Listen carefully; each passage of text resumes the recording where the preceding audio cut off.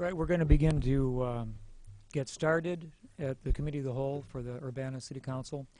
And again, if you wish to speak, fill out one of these cards or papers that are in the back of the room and pass it down so that I receive it, so that we both have a record of your interest and you have a chance to come up and speak at the microphone.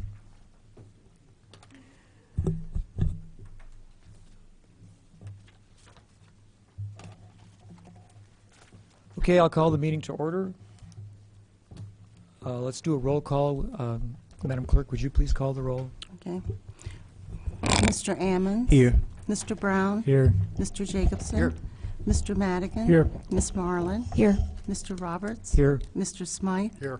Mayor Pressing? Here. Okay, we have a full house.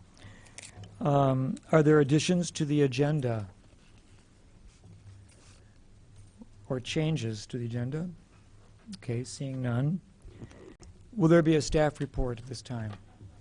Mayor Pressing. There was an interesting article in the News Gazette yesterday about people getting homestead exemptions that don't really live in that property. So we're looking into it, and we'll meet with the county about how to change this. And in the meantime, Mike Munson is doing some research on how other counties are dealing with it, and I'd like him to comment on that. Well, after the mayor talked to me about this, I called up some other counties, looked at the state law with the help of Jim Simon, and it does appear that landlords can get general homestead exemptions for their rental properties. It's provided for in the law, and it's fairly widely used in Champaign County. The homestead exemption takes $6,000 off your home's overall assessed valuation and reduces your property tax bill. The article described how Champaign County appears to allow a large number of leasehold exemptions to landlords who hold multiple rental homes. And for example, Urbana landlords got like $613,000 worth of general homestead exemptions in 2014. Champaign landlords got about $912,000. Taxing bodies didn't actually lose that money, but the large number of exemptions causes overall property tax rates to increase. I talked to supervisor of assessment officials in Rock Island and Kane and Peoria counties today, and they all grant very few leasehold exemptions. King County granted 10 at most in 2014. Peoria County 30 to 40, Rock Island only a handful, although they are being sued over it. Champaign County had 960 property owners receive exemptions on nearly 3,600 properties. As the article indicated, the exemption can be legally awarded multiple times to individual landlords renting out single-family homes. State property tax law allows this, but recommends that the supervisor of assessments make an applicant go through a number of steps, including providing a signed copy of the lease and making sure the lease expressly states that the renter is responsible for paying the property tax bill. In talking with some of the other counties, it appears there's quite a bit of variation in how strict the requirements are from the supervisor of assessments office. We haven't talked with Stan Jenkins. We're going to talk to him Wednesday. And we'll find out what the requirements the county is making landlords go through. But for instance, I talked to Kathy Gratton in Kane County, and she said they require landlords to list the person leasing the property. The person leasing the property has to pay the property taxes directly, and they can't do it through the rent as is allowed in Champaign County. Property tax bills are mailed in Kane County to the renter, and the renter has to write the check to pay the bill. If they don't, they lose the exemption that year. And leases have to begin on January 1 in Kane County with no exceptions. So they have very strict requirements, and that's why a large county like that only has 10 exemptions, where we have like 960. So that's just some of what I started to find out. Jim is also working on it. and we'll meet with Stan, who we've had a good relationship with over the years, and try and find out a little bit more about this, and we'll report back to you. Well, thank you very much. Yes, Diane Marlin. Are these policies something that the county decides, or is it as an interpretation of state law then? It's in the state law. But there's so much variation among counties, so. Yes, the state law provides for tenants to avail themselves of the homestead exemption in what appears to be language, though it's not always crystal clear, for single-family homes. What they call apartments are really co-ops. And I would assume, without having done all the research, that they want to treat co-ops the same as they do condominiums. Therefore, I don't believe the statute applies to what you typically think of as an apartment versus a true co-op, an owner that simply leases out property. The way the statute is structured, in direct response to your question, is it's stated as that the county, when considering whether to allow this situation with tenants, there are requirements that they may provide, but it's not mandatory. And that's where the variation between the various counties comes in, and how they apply or what they require.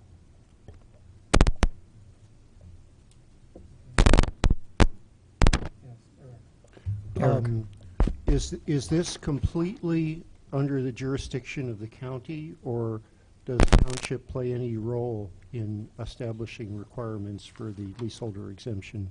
The county. It's entirely county. This doesn't seem to be going on, but in any event, the county. I think it's the supervisor of assessments guided by the state's attorney's office. Well, thank you for the update. All right, other staff reports at this time? There appear to be none. All right, so let us then go on to the approval of the minutes for our previous meeting from July 27th, 2015. Is there a motion or information about those minutes? Yes, Diane. Second. Okay, Diane Marlin, and seconded by Aaron Amons. And Bill. Yeah, I think I have a correction on page 5, item number 11, the second paragraph. It says after Mike presented an overview of the Barnes mobile home project, he explained it would allow the developer and housing authority to move forward with the project. I don't think there was a housing authority involved in that one. Yeah.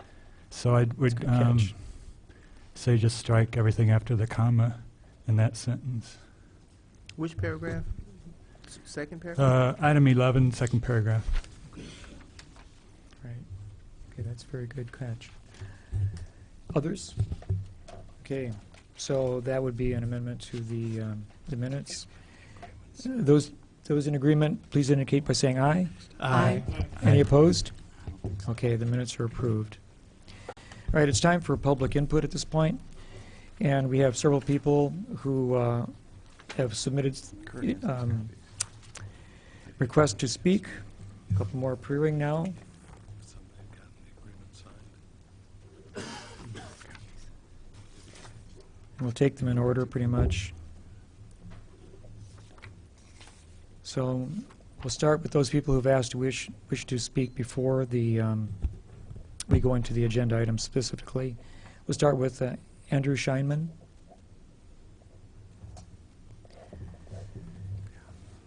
And we have a 5-minute limit on speaking. Good evening, council people, mayor. 2 parts, short. The recent goings-on at U of I, what's a distraction to do? As you know, recently there have been some surprising changes at the university. And although the information's not really in yet, it appears some of what we're learning relates directly to our lovely city, Urbana. By this, I, of course, refer to the relationship between Urbana and Carle, and to the new partnership between U of I and Carle and the College of Medicine, the COM. In this regard, you might recall that in December of last year, 2014, December 12th to be exact, Mayor Pressing and Chancellor Wise met, and Pressing proposed Urbana and U of I co-host a community forum on Carl, a proposal that Wise rejected, according to the December 16 Gazette, saying, via spokeswoman, "We appreciate Urbana's situation," that being regarding taxes, "but this discussion should be led by Urbana, not the university." Well, as you might know, there have been emails recently released by the U of I from Chancellor Wise's personal account, one of which provides a little insight into the chancellor or former chancellor's attitude towards you, Mayor, and you, Urbana. Specifically, on the same day that the Gazette released that statement by Wise via spokesperson that she felt the discussion should be led by Urbana, Wise wrote to Jim Leonard, CEO of Carl, to say, quote, "I think the momentum is really building. Pressing and a few of the faculty and U of I Chicago are just distractions." Okay, part two. What's a distraction to do? There are a number of ways that Urbana could respond to Wise's statement. You could, of course, jump up and down for joy that she even knew our mayor's name. You can roll your eyes if you'd like. I don't find it particularly amusing. Or Urbana could say that university management sometimes says silly things and that Urbana is sure they have a special place in U of I's management's heart. Or you could say, let bygones be bygones, Chancellor Wise is gone, and we're sure things will be different now. Or you could get off your duff and realize that you now have huge leverage given how you've been wronged. And you could step forward and propose a real vision of what Urbana could be if Carl and U of I helped build infrastructure for a biomedical hub here, a venture that would require all the cooperation and openness that U of I has clearly demonstrated no interest in having to date. Why biomedical? Because the U of I had always intended to build a research park north. 10 years ago, at least, that proposal existed. Because the cluster report that the park commissioned actually called for a biomedical facility in Urbana, as I recall. Because Carl and the Beckman Institute are here, not in the South Farms. Because the South Research Park is not biomedical. Because Carl could use the wonderful tax exemption clause that it got written into state law and which you are now litigating at great length to downcost its underwriting of Urbana. Those paragraphs are very expansive in what they talk as being buttressed against tax revenues, medical research. They could build something here. And also, and finally, because Urbana offers exactly the kind of weird, artsy, creative mix. You have 1 minute, Mr. That's a Sherman. prerequisite for startups, especially biomedical startups. Thank you.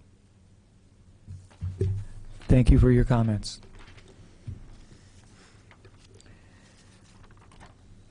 Next, Carletta Donaldson.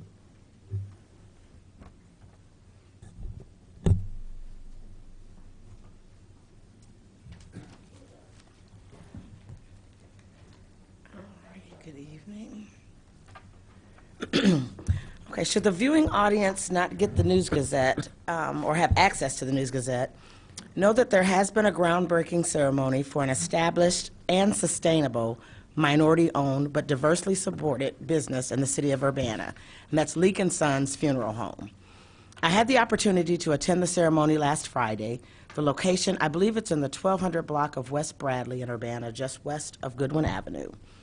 I'm excited, as most Urbana taxpayers are or should be, because we have a business that has already generated community support and may encourage other businesses, including minority businesses, to consider and eventually expand, become created, and more right here in Urbana. Now, although I have been absent from this room, the council meetings are held in, I have on most occasions tuned in to UPTV on meeting nights. Sometimes the council might consider for a meeting topic to generate concerns and suggestions for the change in the format of public comment. I have heard at many meetings that the council wants public input. You want people to come to the meeting. Disclaimer, not everyone in the city of Urbana is interested in all of the issues or events of Urbana, though some are interested, and most more often than not, when informed. But we get to the meetings and we're limited to 5 minutes, and that's some of us. There may be topics that people in the audience want to comment or ask questions about, but in most cases, you can't split your time, nor can you speak 5 minutes on each topic of interest or concern. Yet on any given night, what should be I'm going to call it a study session, I guess it's committee or council meeting or committee of the whole meeting, the topic in itself could be for public discussion or input. It's still the 5 minutes allotted time. And again, that's for some of us. Now, my point is simple. There needs to be a different system discussed and input gathered from the public, whether they voted for you or not.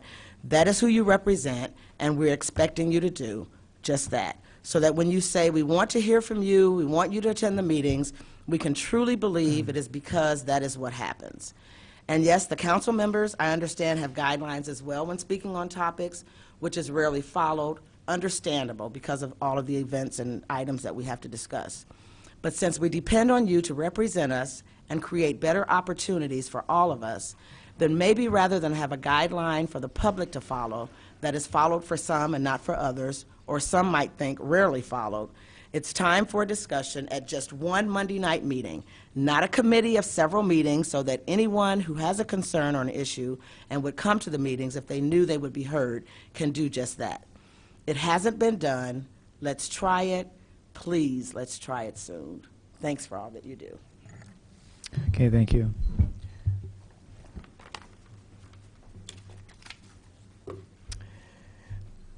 Gina Peluso.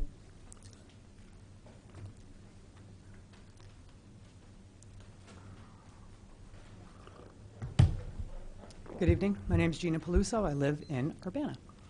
I'm here to talk about pavers. I know we've talked about pavers a 3 times in the last few months, and I just thought I'd bring it up one more time because I know it's on the agenda tonight as a proposal, which I assume that means you won't be voting on it yet again tonight because it's not a resolution or an ordinance.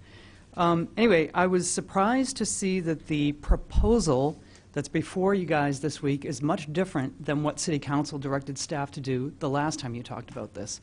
I walked out of here. Actually, I wasn't here the second meeting. I was here the first. The second meeting I watched from home, and I believed what I thought was City Council directed staff to draft something that said that it would be a 50-50 split. That's not what the proposal is tonight. The proposal tonight says the city's going to keep $60,000, which is half.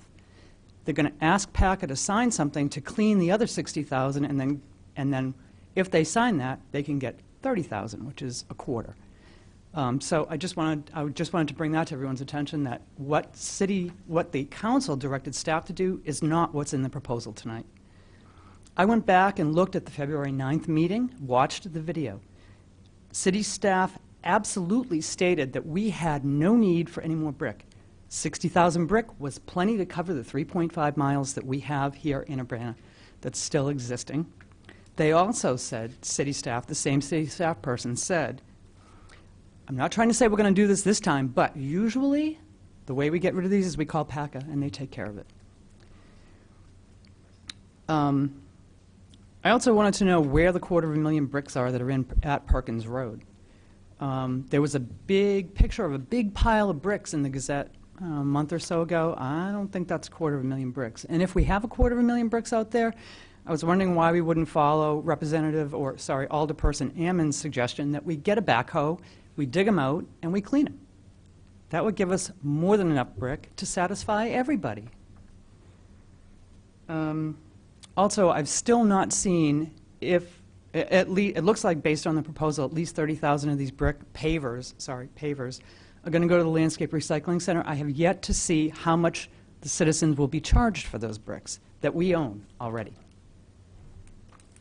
Would it be 50 cents like PACA sells them for? Would it be $2? Would it be $5? I don't know. Nobody seems to have put that number out there as of yet. I've also heard suggestions that the pavers could be used as decorative bricks around town. We could use them in the boneyard. We could use them out here where it's starting to fail. These are pavers. These are meant to be driven on. These are not meant to be decorative bricks.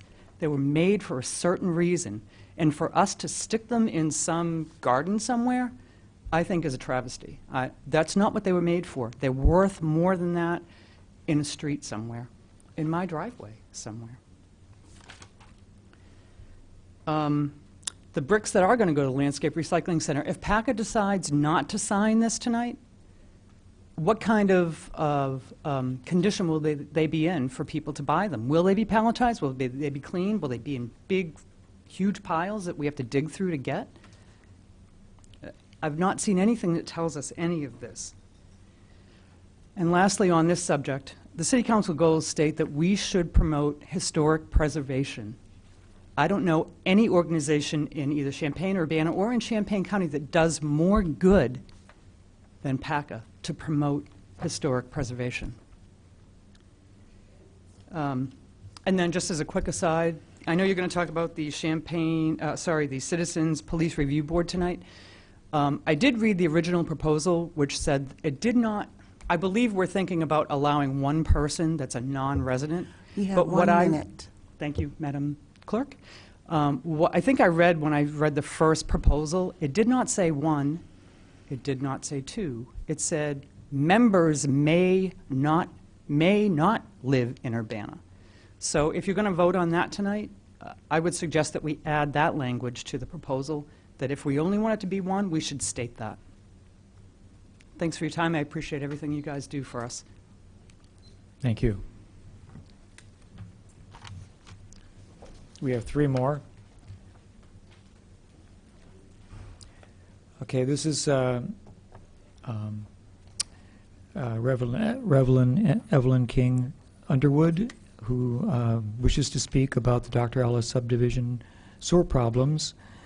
We're not really addressing that on the agenda, but what she says that we wish that to address the committee and ask that their position be entered into the record that they are still concerned about the Dr. Ellis Drive subdivision sewer problems.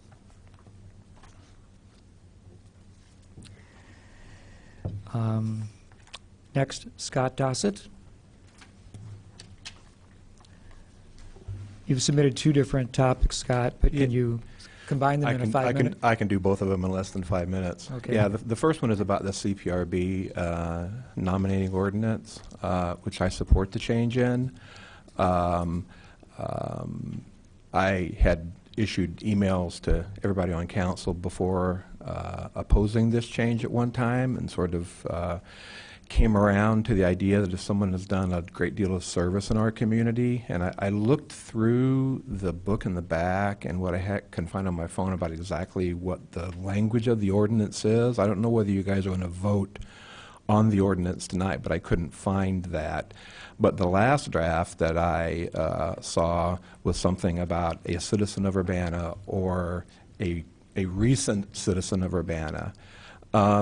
My original challenge about the appointments to the CPRB was frankly motivated by feeling that we've been pretty conservative in terms of the people that are nominated there, and I've argued this. I'm a member of the review board. I've argued this to the review board that certainly 7 of us intellectually capable individuals could handle a left-wing hothead if we needed one. As a matter of fact, more to the point, we do need one.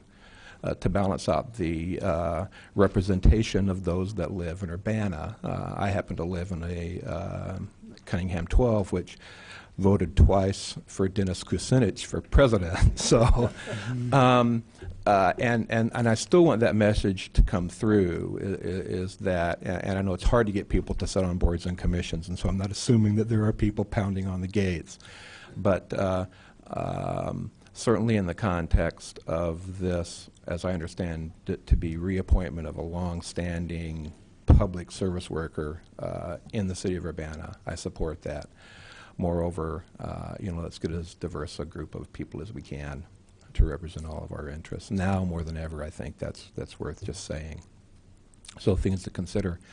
I've also developed a little bit of an attitude about the pavers, and that's the other hit that I made.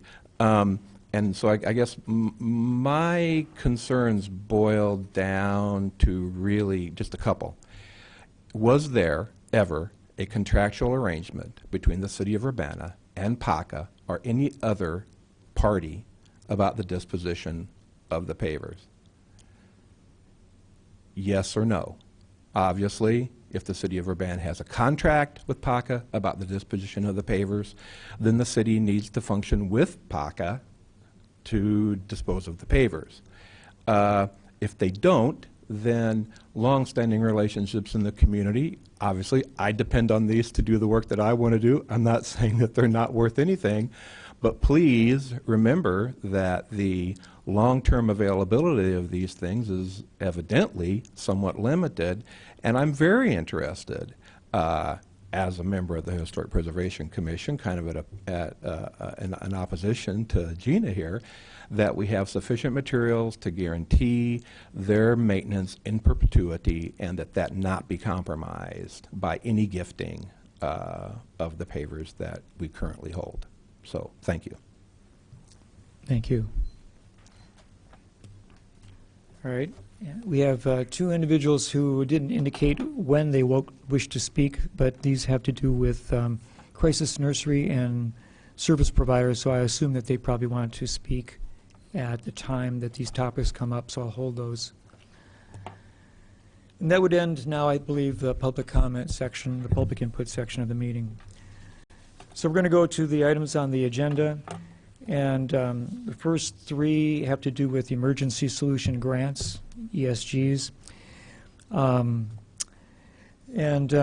We have resolution number 2015-08, 040, 041, and 042, and these have to do with resolution approving emergency solution grants, program subsipient agreements with three entities: Community Elements, Crisis Nursery, and Salvation Army.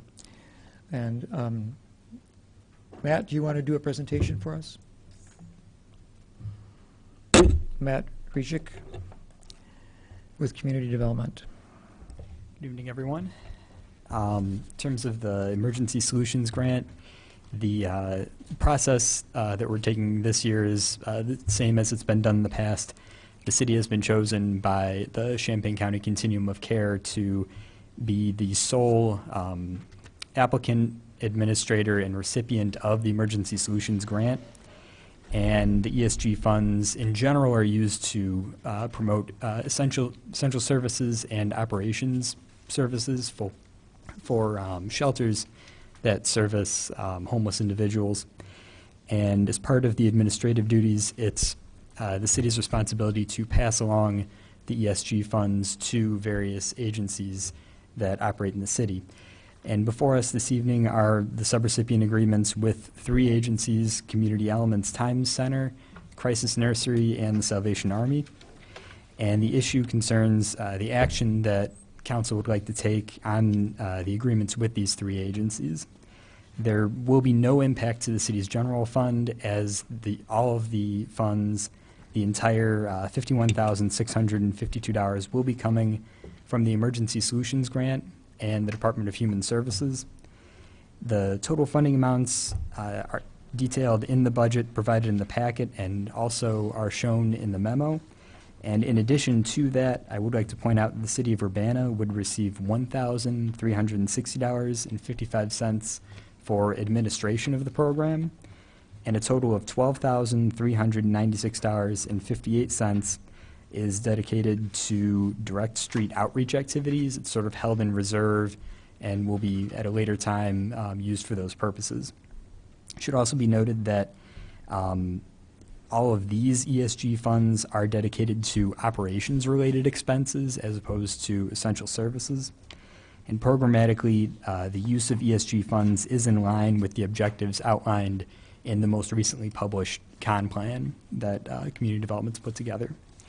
On July 28th, the Urbana Community Development Commission forwarded the attached resolutions to City Council with a unanimous recommendation for approval, with an emphasis on communication with the general public.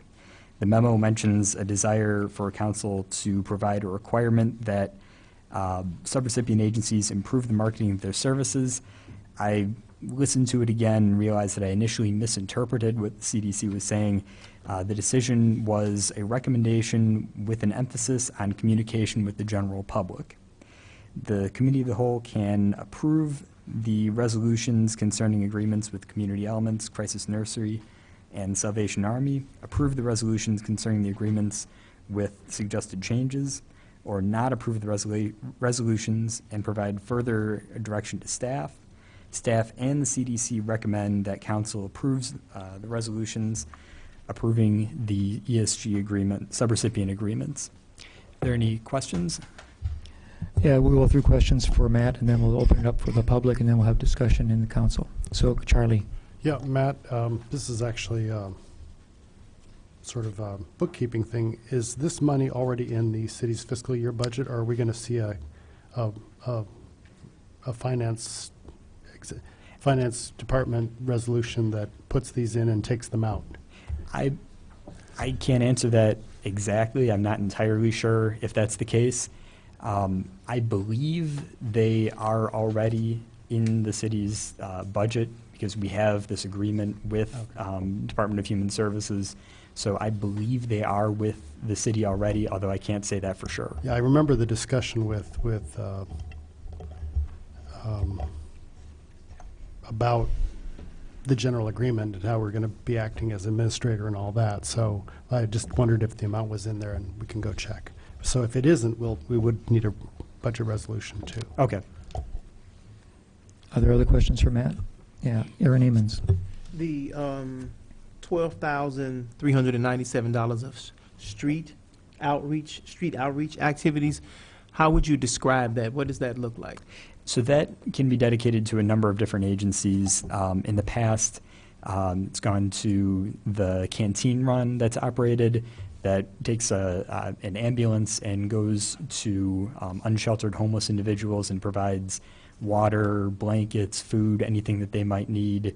It's also been suggested that that money could be dedicated to the, I believe it's the Family Services Shelter that's sort of in the works right now but isn't exactly up and running yet. So there's a variety of different applications that money can be used for, but for the most part, what's governing it is really directly outreaching with people who are on the streets and unsheltered individuals. So when you mentioned, for instance, the canteen company or organization, we would just give them the money and then they would donate items? How would something like that work? What I'm really trying to understand is this $12,000 something that we could use to hire people to do this outreach?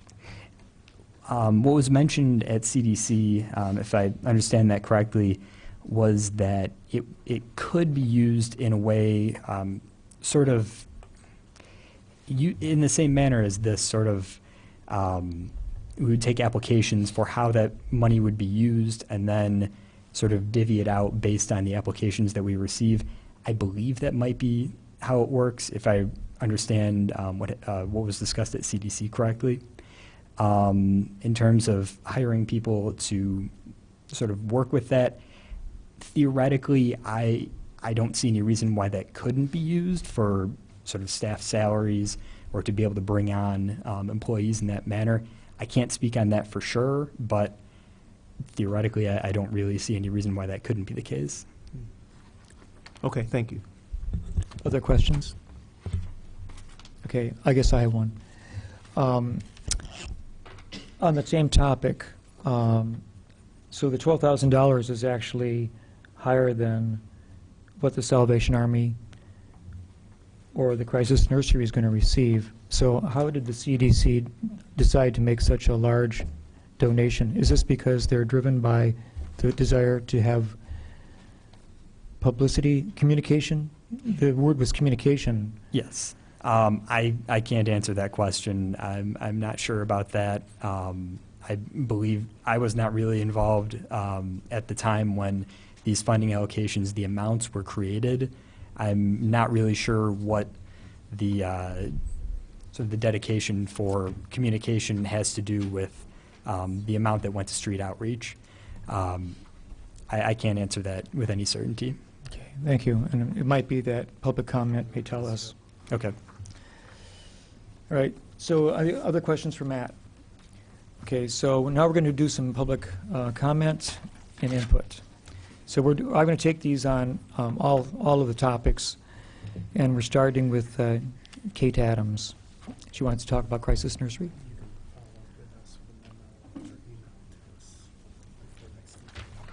Good evening. I'm Katie Adams from Crisis Nursery. I'm here in response to the request that we come present on how we market our services to the community. If you'll excuse me, I have all my notes on my phone. So every spring we reach out to all the social service agencies in the county and offer to present to their staff and clients, if it's appropriate, on Crisis Nursery services. That helps prompt referrals. We also offer free brochures about our services to anyone who wants them, and we provide those free of charge to local social service agencies, hospitals, and schools. And we check those quantities twice a year and offer to restock those and bring them to the agency for free. In 2015, we had over 200 different outreach contacts that staff participated in. This includes things like participating in community fairs like Ready, Set, Grow, the Young Children's Expo, the Urbana School District Winter Institute, and Jetty Roads Day. We present regularly to community and service clubs like Junior League, Rotaries, and church groups. We give tours to service groups, school groups, and the like who are interested in learning about the nursery or want to come see the building. We also offer free tours to potential clients and current clients if they want to come see us. And then lastly, we give lots of talks at schools. And last year we talked at Prairie Middle School and, Prairie Elementary and Urbana Middle School, in addition to other schools throughout the county. For potential clients, they are incentivized to come tour the nursery. We know that once they get in the doors, they're much more likely to call us should an emergency arise. So that in order to encourage them to come take a tour, they're offered free baby care items if they come take a tour. We also offer free baby blankets with program materials attached to both hospitals to spur nurses and social workers to talk about our services with new parents. In terms of general marketing, we have 2 rotating billboards within Champaign-Urbana that include our crisis line number. We mail newsletters to about 6,000 members of the community twice a year. We have a monthly e-newsletter that talks about our services and actions going on at the nursery. That gets emailed to over about 4,500 different individuals every month. And we have an active presence on Facebook and social media. Other questions for Katie? Thanks for explaining that. Thank you. Sure. Thank you. On the same topic, Robin Mathis. A similar topic.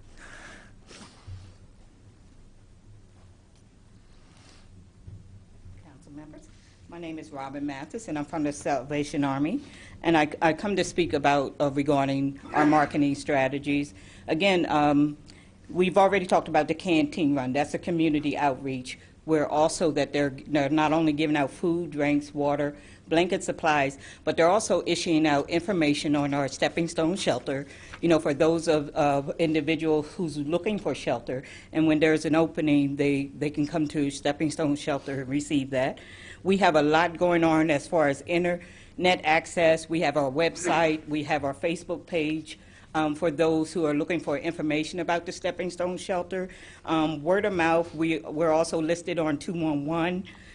We bring up information at the COC meetings and the Council of City Service Providers. There's other service providers. We send out information to the IDOC. So you have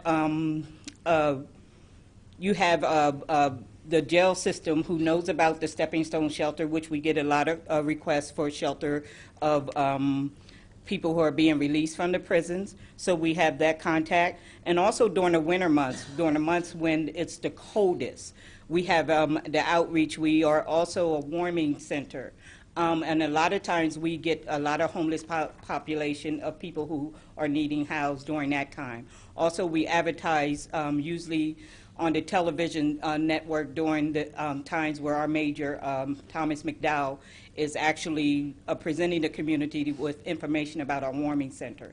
So we do help out in that way. We also have our Veterans Outreach Program. It's really geared towards the veterans, but also when they go out once a month during their outreach, looking for homeless veterans, they also have information about the Stepping Stone shelters to hand out to homeless individuals who might need shelter also. So that information is given out to them at that time when they're doing their outreach also. Thank you. It sounds very thorough. Yes, Charlie. Robin, I've seen your vehicle out on the streets in a couple of places in town. Mm-hmm. Do you also provide emergency food for Yes, emergency food. They also, information is given about our social service department during the times of outreach where they can come get food. If they're homeless, if they're just wanting something to eat, they can always come get MRE meals or anything that we have in the shelter where they can also have a meal during the daytime. The truck itself doesn't carry any food then? Yes, the canteen run does carry food. Carry food too. I'm just talking about during the day before the canteen run goes out in the evening. Okay. They can come to social services and get a meal if they need to. And here's a more sensitive topic. How many people what's the typical number of people you reach every night? Every night? Well, it varies, actually. It has varies. I've seen numbers where they reach 50 or more people a night, and I didn't bring the statistical data with me, but the canteen run does report that information to Salvation Army, and I forgot to pull it down, forgive me for that. But it could vary from 40 to 50 a night.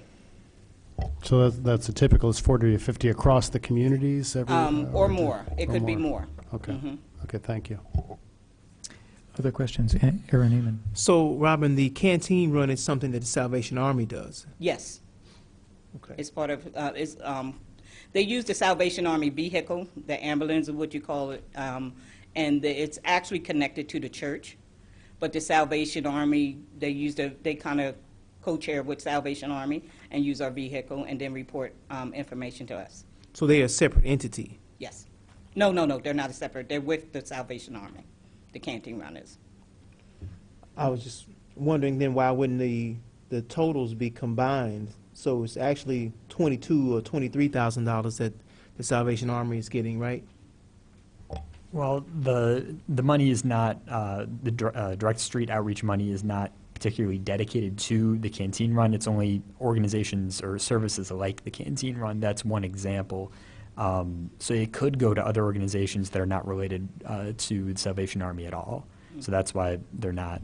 But this is what we found to be the most in the past that we've done as the more effective use of the money, basically. I'm not entirely sure about how exactly it's been, or what we found in the past. If that statement would be something that I would back up. Okay. You would know though, wouldn't you, Robin? About the canteen run? Yes. I would know a little bit. I don't want to speak because there's Barb and Dan Davies who run the canteens. Okay. Eric. Thank you. So, I assume tonight, well, we'll do something with it tonight, but then the full council must finally, and I expect to vote to approve it, but I wonder if it might be helpful before we make the final decision for us to receive a copy of the proposal that resulted in the grant, because presumably that has a lot of the information that people are asking about. Are you referring to the application that we submitted to the Department of? Absolutely, yes, Okay. the All right. application you submitted. Okay. Thank you very much, Robin. Mm-hmm. We have one more individual speaking on this, and this would be Lisa Benson.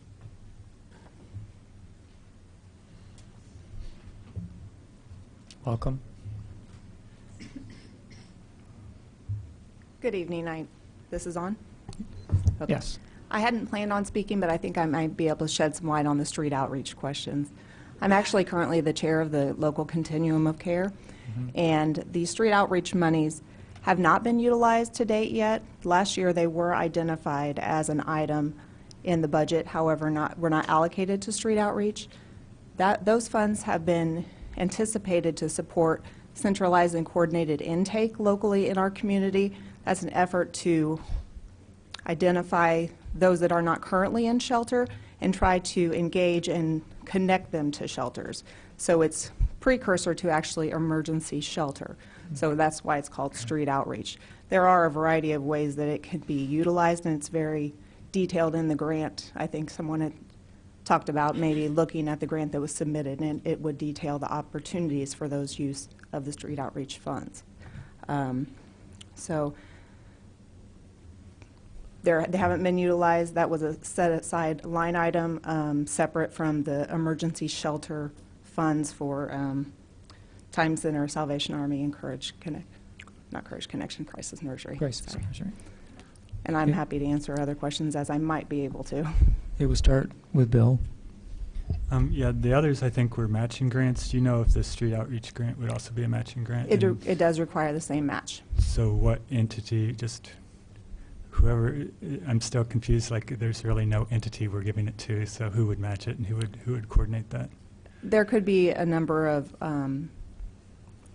Salvation Army could say that they'd like to do street outreach, Community Elements, Courage Connection, other entities that are working in the continuum or working on behalf of the homeless in the community.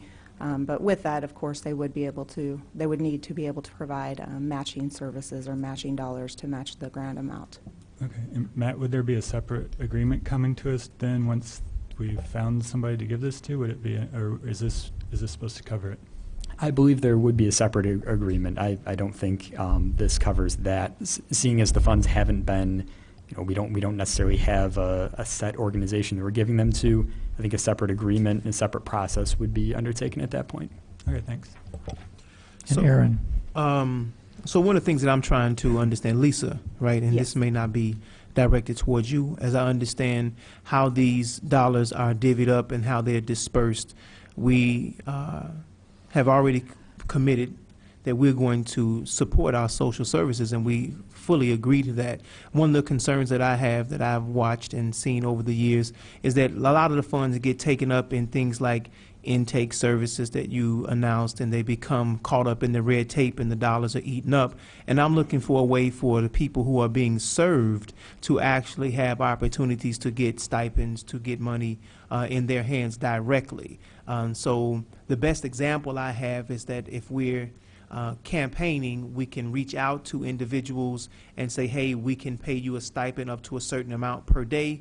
You go out and do this type of work, whether it's door knocking or whatever. And I'm just trying to explore the idea of recipients or people who are homeless having the opportunity to actually put direct money in their pockets with some money like this, as opposed to it being sort of caught up into some of the other traditional processes of non-for-profits or different organizations that are doing good work. I understand what you're discussing. I admire that idea, given the work that we do with the homeless. The continuum of care has been mandated to create centralized and coordinated intake, unfunded in many ways through the money that is directly provided for the housing and urban development federal money. And so we've been, as a community, struggling to try to get centralized intake in place. And so this is one way that we're trying to work to create a way to get that in place so we don't lose other dollars that support our homeless structures. But there was some exploration of the idea of stipends and things like that, whether that may then be subrecipient agreements that, the city of Urbana that would have to enter, which would then be additional subcontracts and such. So those were things that we also had explored at different ways and trying to find ways to do street outreach in the way that you described. So those are ideas that we do explore at different times. Thank you. Okay, other questions for Lisa? Can I ask a question then? So, so even though the 3 recipients of the grant express rather strong outreach practices, it's still felt that there's somehow a loophole that people are falling through. Is that the issue? There are persons in the community that haven't engaged in traditional shelter services, or maybe that aren't aware, much like you were talking about marketing. that maybe don't hit the traditional marketing strategies. And so areas such as CU at Home has been a place that they've identified for centralized intake to possibly take place. So the idea would be anyone that would be having a homeless issue would go and be screened in one place versus being directed to all the different places. They'd be screened immediately and then linked more succinctly rather than being referred here to their screening process and to the next screening process, and instead have one place where they're screened and then linked. So you don't imagine the township office as a service for connecting people would be one of those necessarily? Because it could be a doesn't- service opportunity. Right now, we've been looking to try to do centralized intake, which would be one place where everyone that needs homeless services comes, versus coordinated, where it would be the same screening process would take place in different spots.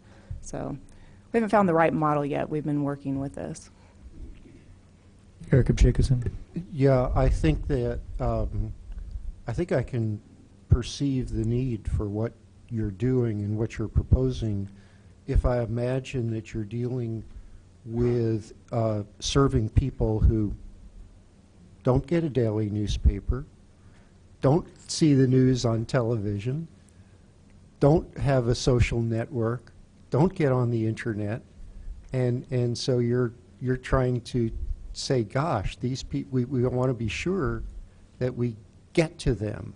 Am I sort of capturing the essence of it? Yes, and what Mr. Ammons also said, sometimes it takes a little bit of time to gain rapport. They may not initially want to engage in the traditional shelter services, so it may take some time to establish the rapport to then connect them or get to know what may be the right service for them. Okay, thank you very much. Thank you. Oh, and Rob Dahlhaus is on for Community Elements. I was jumping into this. Oh, okay. All right, so we have 3 resolutions. Is there discussion? Charlie? Trying to figure out how the city attorney will let me get all these to council with recommendation for approval. I guess just real quickly, one by one, I'll move Resolution 2015-840R, which is Community Elements, to council recommendation for approval. Second. Yeah, that was by Eric? I second, You could, yes. okay, thank you. All right, discussion? All right, those in favor, please indicate by saying aye. Aye. Any opposed?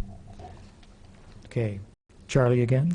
Resolution, I move to send to council over the recommendation for approval, Resolution 2015-841R, a resolution approving emergency solutions grant with Crisis Nursery. Second. Again, Charlie Smythe and Eric Jacobson. Any discussion? Yes, I Charlie. would point out that Matt's going to do some homework between now and next week. Today was actually his first official day on the job, so. Yeah, I should add, in this position. In this position, I've been so, in yeah. a couple of different positions along the way. But A precocious trainee here. So he's going to get some more information to us. Okay, I'm going to move Resolution 2015-842R. Oh, do we vote on that one yet? We didn't vote on the first, Oh, sorry. the second one, so let's do that. All those in favor, indicate by Aye. saying aye. Aye. Aye. Those opposed? All right, that passes. Okay, the next one, Charlie. And the third one, Resolution 2015-842R, resolution approving emergency solutions grant, subrecipient agreement with the Salvation Army. Second. Okay. Any discussion? Seeing none. Those in favor, indicate by saying aye. Aye. Any opposed? That passes as well. Okay, we'll see those at City Council meeting. Thank you, Matt. You may be sitting there and doing more work for us. And thank you all those who clarified the issue for us. Appreciate it. And for what you're doing. Yeah, and for what you're doing. All right, now we're going to talk about community development block grants. And we have 1, 2, 3 resolutions concerning those as well. Resolution 2015-8-043R, 044R, and 045R. Again, Matt, would you please lead the way for us? Thank you. The issue before us tonight is whether or not we would like to go ahead with recommending approval of distribution of community development block grant funds for 2 agencies that administer 3 different programs: the Champaign County Regional Planning Commission Senior Services and Youth Assessment Center programs, as well as the Personal Assistance Program put on by Persons Assuming Control of Their Environment, abbreviated PACE. These CDBG funds would be included with the city-funded portions of the Consolidated Social Service Fund. The Grants Management Division monitors both the city-funded and the CDBG-funded portions of the Consolidated Social Service Fund. And at the March 24th Community Development Commission meeting, the CDC identified various populations that were to be prioritized when thinking about distributing these CDBG funds. And those priorities were seniors and youth first, homeless population second, and special needs population third. Each of these 3 programs that are recommended for CDBG funding touches on at least one of those priorities. And the CDBG funding allocations are spelled out in the memo. The Senior Services Program has been slated to receive $1,500 total. 750 of those dollars would come from Community Development Block Grant. The Youth Assessment Center has been slated to receive $3,800 total, 1,250 of which would come from CDBG money. And PACE's Personal Assistance Program has been slated to receive $6,000, 3,000 of which would be coming from CDBG. There would be no fiscal impact to the general fund, as all CDBG funds are federal grants. And in terms of programmatic impacts, the CDBG funding allocated here would be in line with the recently published consolidated plan, and specifically in terms of the way it provides help to low and moderate income residents, seniors and youth, as well as homeless individuals. The staff likewise recommends with Community Development Commission, which forwarded the attached resolutions with a unanimous recommendation for approval.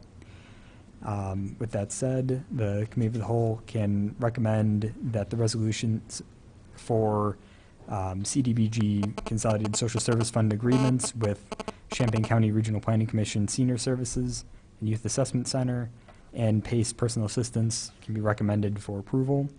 It can be recommended for approval with suggested changes, or they can be recommended not for approval.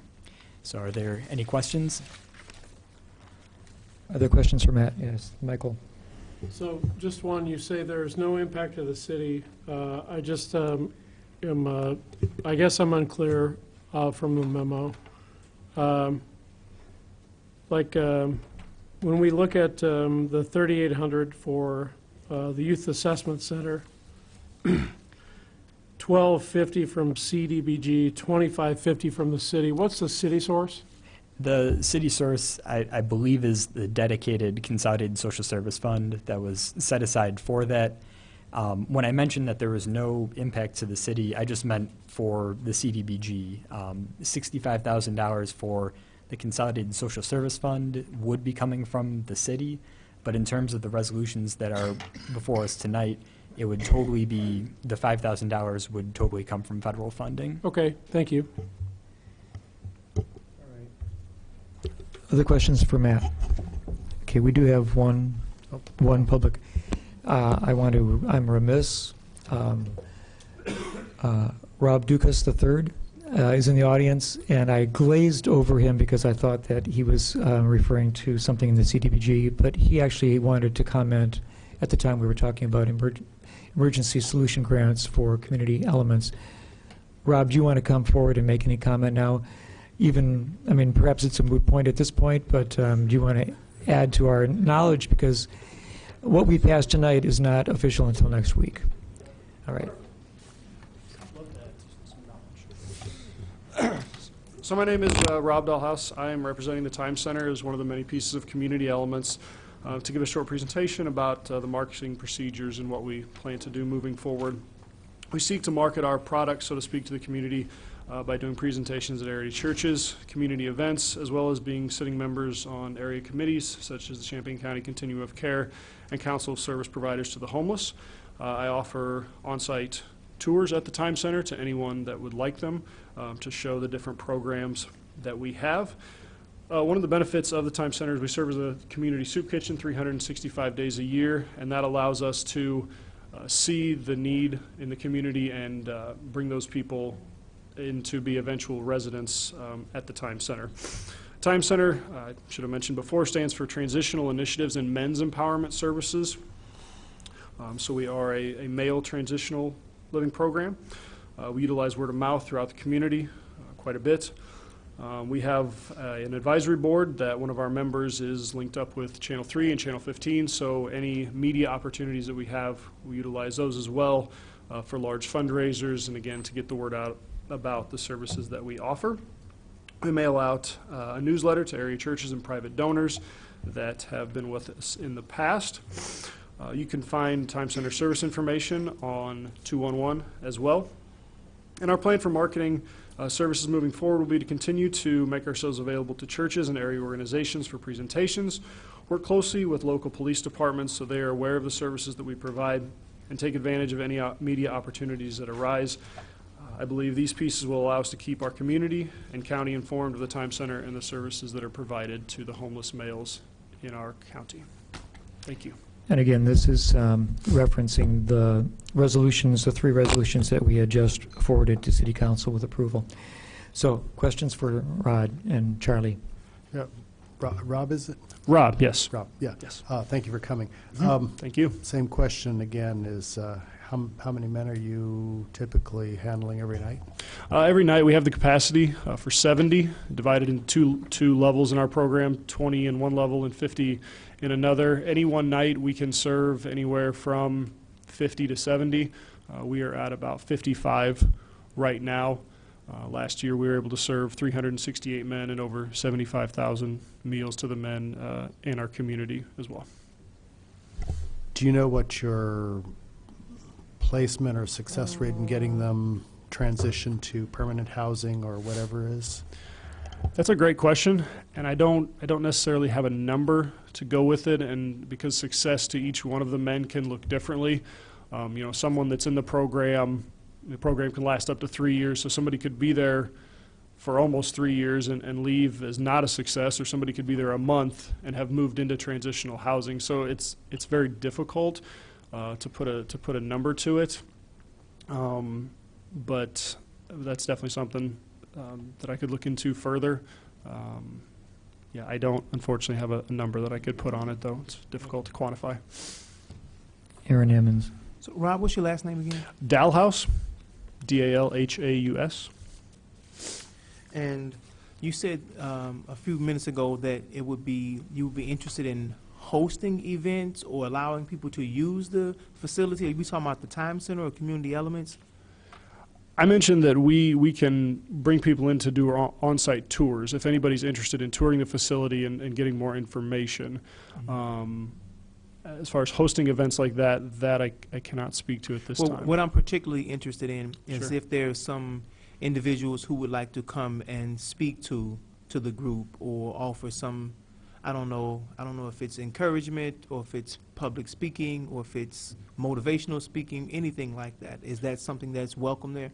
You speaking to our residents? Yes. That's absolutely. Yes, we have on-site groups that we would be able to do that, absolutely.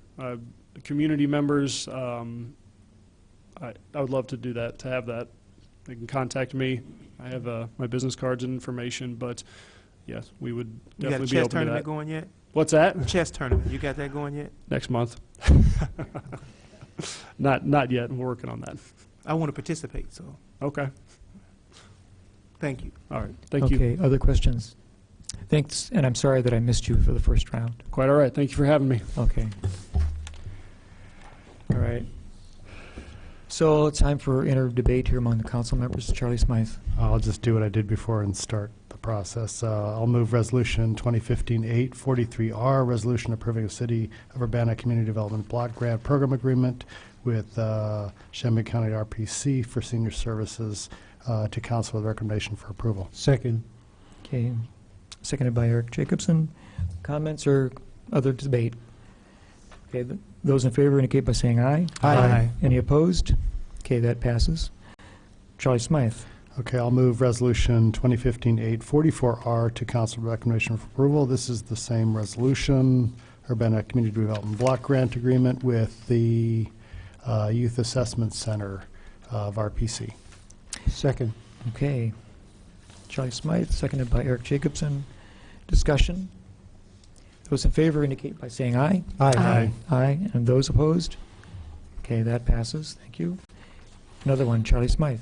And I'll move Resolution 2015-845R to council recommendation for approval. This is the Urbana Community Development Block Grant Program Agreement with PACE for their personal assistance project. Second. Eric Jacobson makes a second. Is there discussion? Those in favor indicate by saying aye. Aye. Any opposed? Seeing none, that passes as well. Thank you very much. Thank you, Matt. Thank you. All right, we're going to go now to an ordinance number 2015-08-085, an ordinance authorizing the dedication of a right-of-way. This is at 1301 East Washington Street. Bill Gray for Public Works. Would you make a presentation? Thank you.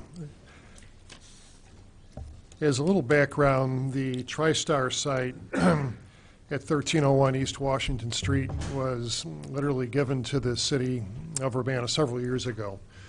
And that property has not been fully utilized over the years, and we're in a position considering finding a commercial realtor to represent the city and sell the property. Knowing that this is a potential outcome, I thought it would be helpful to look in the future of what possible right-of-way we may need at this location at Philo Road and Washington Street in the event we would have an intersection improvement. A few years ago, during several of our roundabout study sessions, we had one of our engineers come up with a concept plan as to how this intersection can look like. Now, I have to preface it by saying this is nothing official. It's just a concept plan. It may or may not ever happen. But the point is that if there was some sort of physical improvements at this intersection, whether it be a roundabout or other traditional signalized or intersection improvements, there would probably be a high need for public right-of-way in the extreme, what I would call northwest corner of the TriStar property. So we came up with a realistic definition of land that would be helpful to aid in any kind of future improvement, whenever that might be, and thought that City Council should probably look at something like this now prior to this property going on the market for sale, so that the context of the site would be excluding this piece. And I want to make it clear that this would not, at least in our opinion, undervalue or make it an undevelopable site, but still all land has some value to it. Even though this was given to the city, this potentially could diminish a future sale by some dollars, and I put I would say a high number or value of what that .156 acre would be, which was $30,000. The reality is what the city receives may be less than that. It's unlikely it would be more than that. But I just wanted you to realize that there is some value to that land.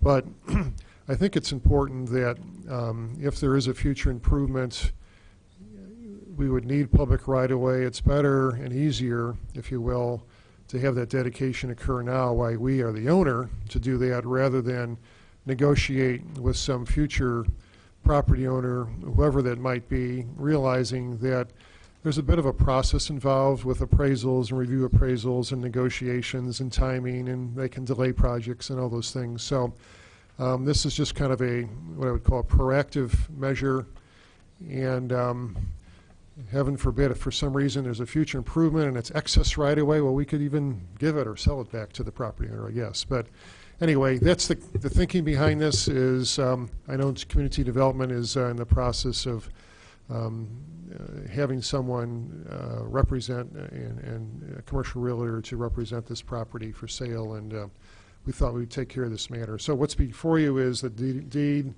the right-of-way dedication. There's this concept plan, and please don't critique the plan per se. It's just something that's out there that could happen. And anyway, it's the paperwork and the ordinance that would allow us to move forward if we so do this. I'll open up for questions for Bill. Let's start with Diane Marlin. Just so I understand, when you dedicate right-of-way, does the city then just retain ownership of that parcel outright? Rather, Exactly. it's not an easement, it's actual No, we actually own ownership. it now. It's different than an easement. But it would be available for other utilities to use that right-of-way for fiber or what have you. Okay, thanks. And Charlie.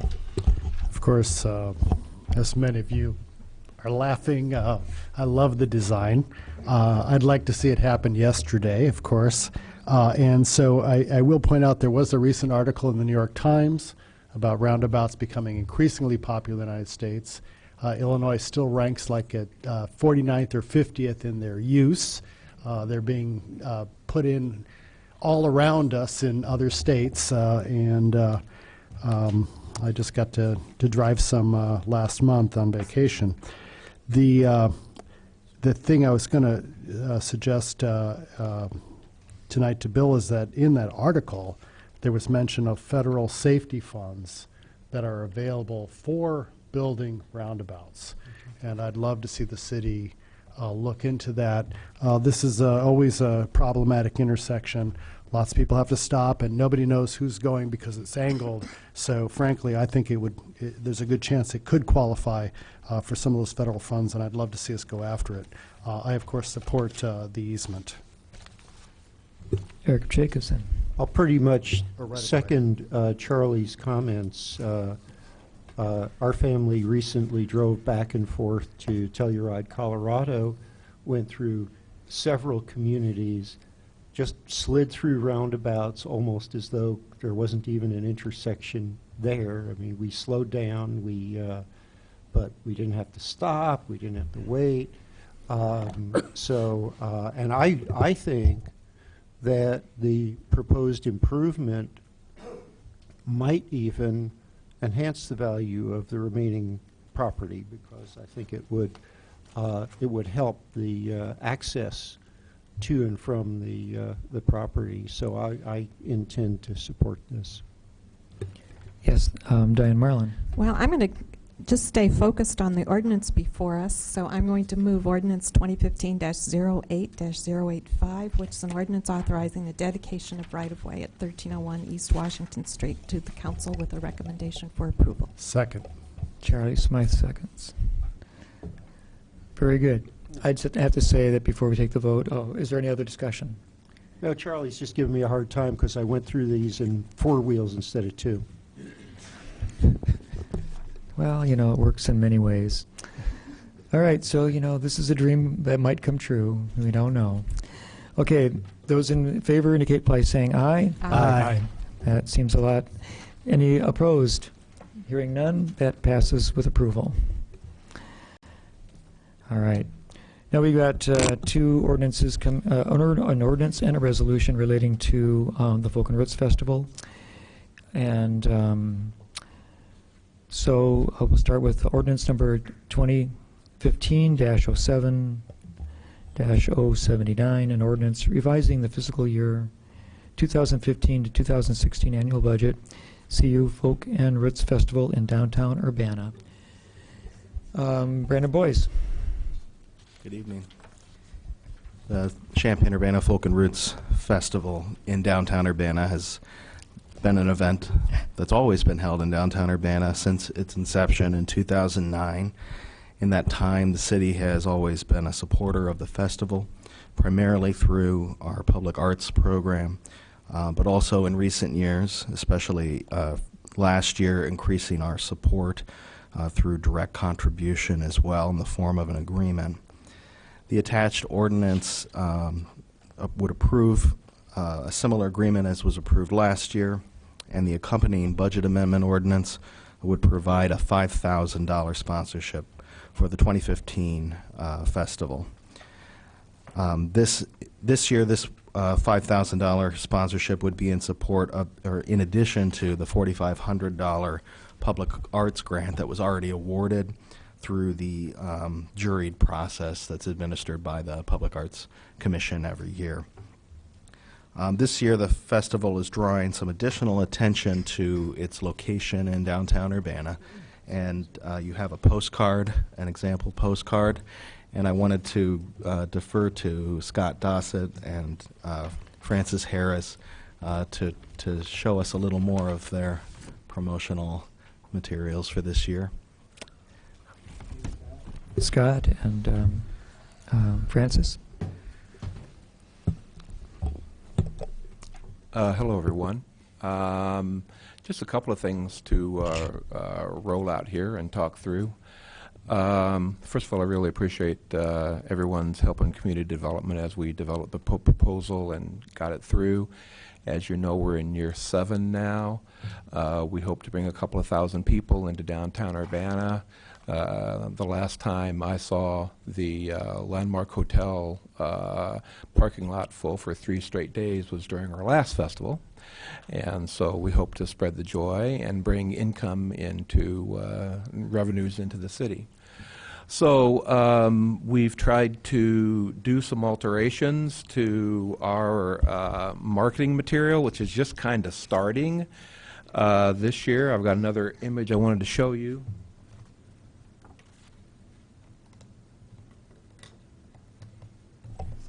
But the difference in the image you're showing from last year is that Urbana, Illinois has now been added prominently. Now, yeah, down there, right, on front and center.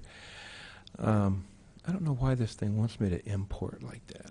Excuse me just a bit while I fight with the machine. The postcard that you're seeing right now, we went through some editing to try to accent the contribution by the city. For those of you that aren't familiar with the festival, or people that are listening at home, the right banner pretty much tells you what we do.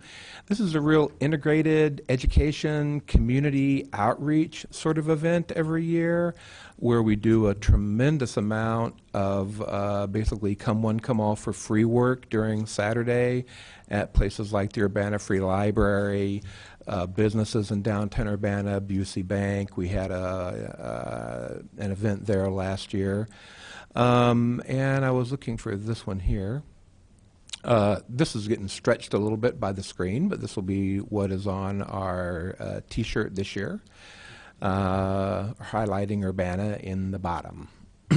So I don't know if there are any questions about what we do or why we do it that I can take or Francis can take. Yeah. I'll just add to what Scott said, that this festival has an extremely low overhead. Hundreds and hundreds of volunteer hours to put it together. We don't really have any staff. So the money that we get and that we fundraise really goes to pay artists, and many of the artists are local and regional. We believe in paying artists.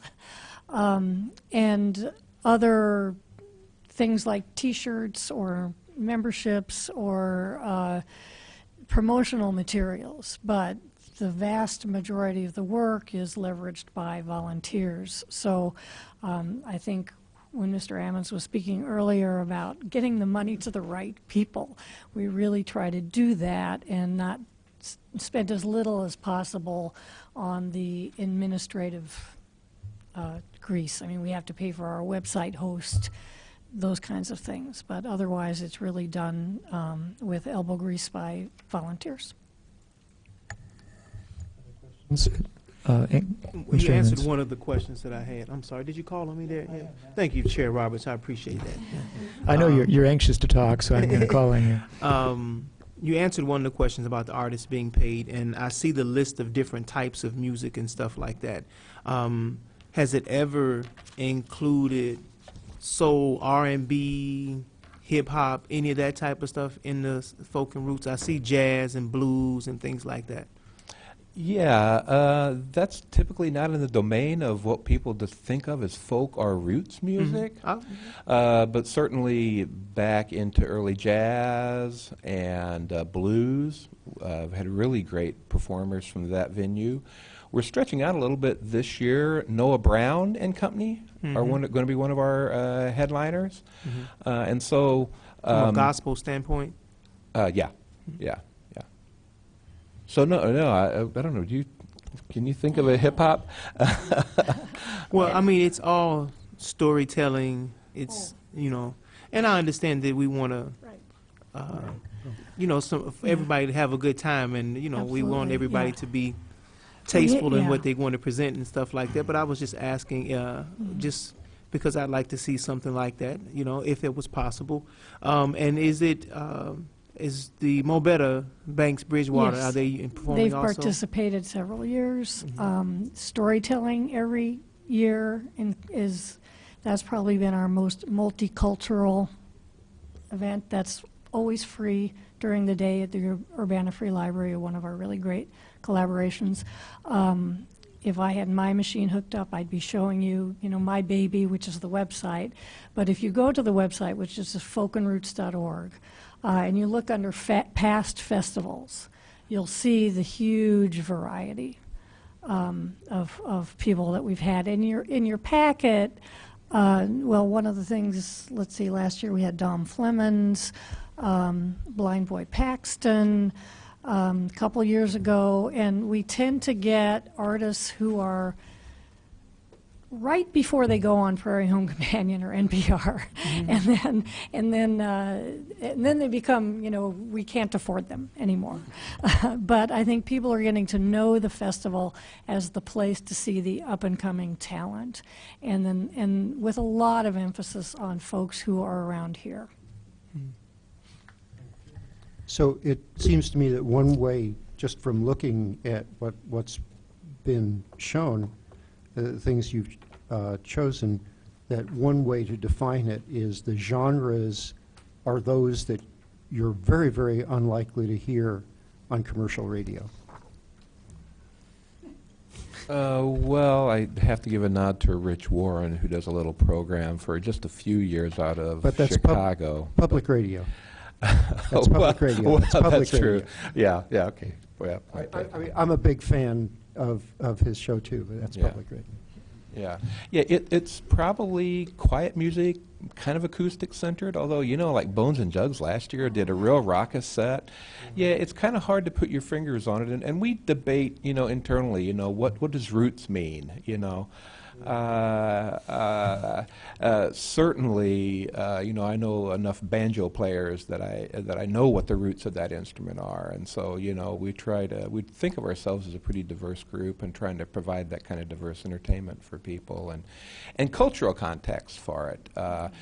2 years ago at the IMC. A gentleman from the Center for the Study of American Music did a wonderful presentation on that instrument to the group that we had.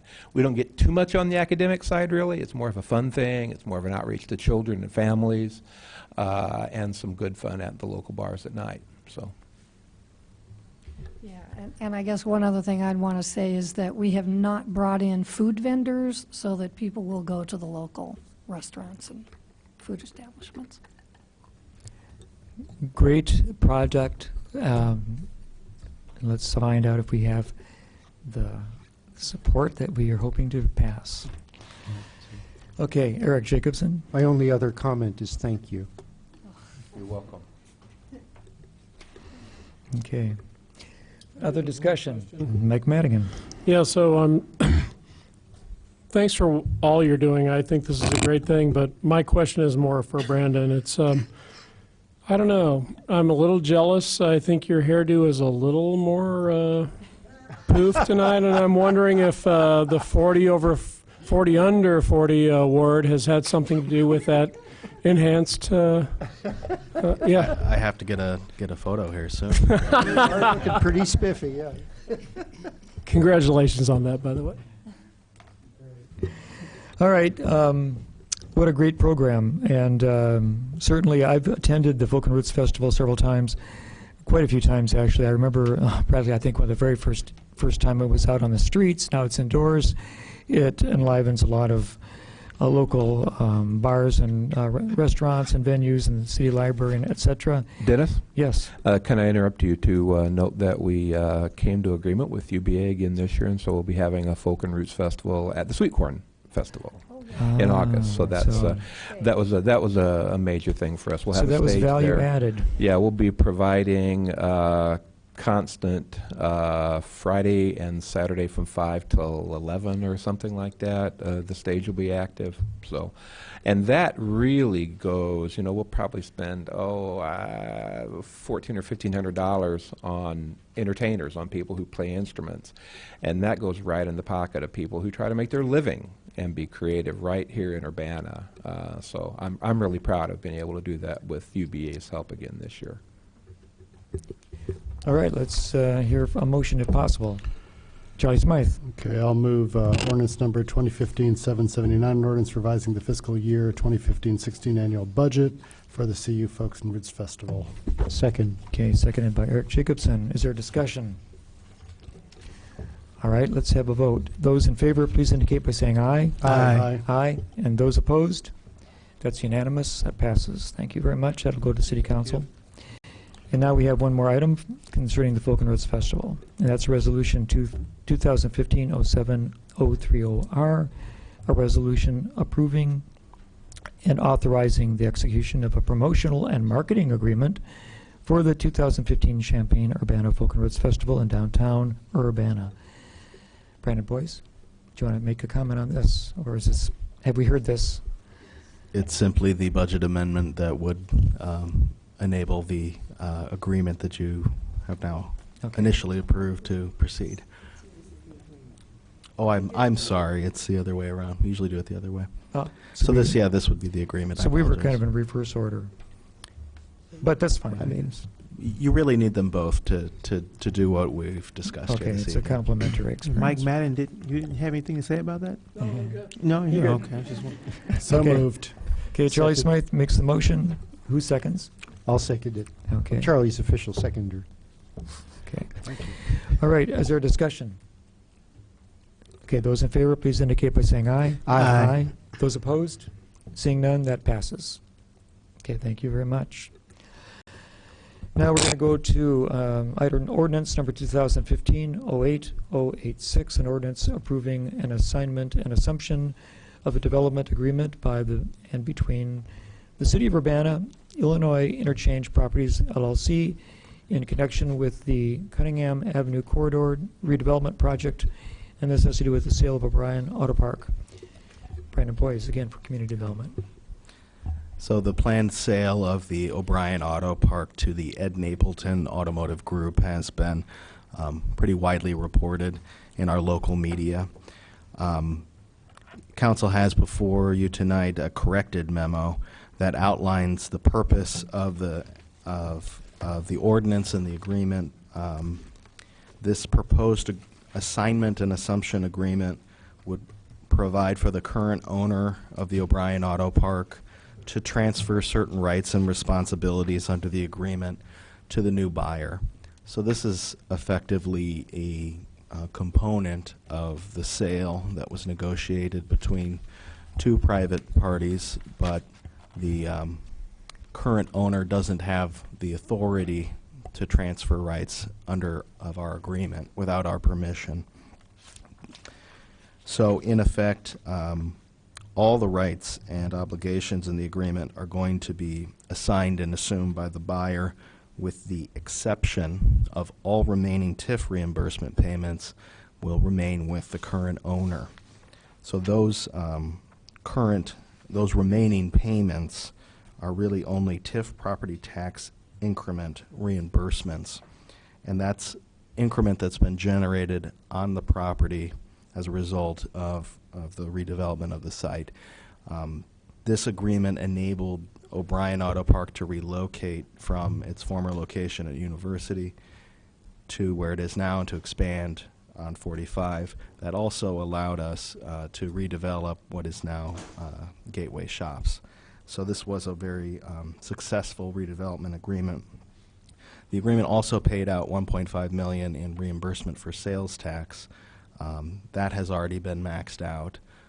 So that might give you a sense that this is a strong contributor of sales tax to the city of Urbana and to the other taxing entities. As evidenced by the certificate of completion, the developer's obligations are still have been met primarily. So largely this assignment and assumption of rights has to do with liability and assuring that the properties continue to be operated in such a way so that the seller can continue to receive those TIF reimbursements. Staff is recommending approval, and I'll take any questions you might have. And first, before we do that, could you just explain the correction for the text? Had to do with property tax. The correction was that I mistakenly assigned the what we budget annually for reimbursements made under this agreement. I incorrectly defined those as sales tax reimbursements. However, they are property tax reimbursements. They are calculated annually by our finance department, and we're supplied those numbers for our TIF budget. So I apologize that I didn't get that correct on the first memo. Yes, Diane Marlin. Just so I understand, the sales tax reimbursements were capped at $1.5 million. Is that I right? believe that's correct, yeah. And then the property tax rebates are not, there's no dollar cap to them. It's a 20-year, it looks like it's a 20-year agreement. It's 15 years from the opening of the park, which our finance department has been communicating in letters to the owner that is expected to end in 2022 with a half payment, because it began with a half payment So in the first year they started. It was a 15-year 15 years upon the opening of the auto park. with no dollar cap. Correct, because it's directly tied to the performance of the EAV performance. Okay, thank you. Other questions? Charlie Smythe? Yeah, Brendan, have you been able to talk with the new ownership at all, or find out what their plans are, or new plans, or anything like that? I have not. Right now, we're sort of respecting the confidentiality of all the things that need to happen for a sale of this size, and this is just one piece of all those actions. So we're looking forward. I don't believe the closing date for all of this is going to happen until September. So this is being brought to you in a timely fashion to allow the private parties to proceed with the sale as they planned. Once it's finalized, then we would very much like to speak with the new owner. Okay. First, Mike Madigan. So, Brandon, is this then, is the sale contingent upon passage of this agreement? I can't speak for the parties. However, I would assume that let's see, if we're paying, it's nearing $100,000 a year through 2022. So we're looking at 7 years of payments. So a ballpark of $700,000 of the owner being able to retain those. I assume that would require some response from them and would probably delay their intended progress for the sale. This is the mechanism by which we've done this in the past. So while I assume they could achieve this end in other ways, it would not necessarily be simple. It wouldn't necessarily halt the sale, but I think it's an expected outcome at this point.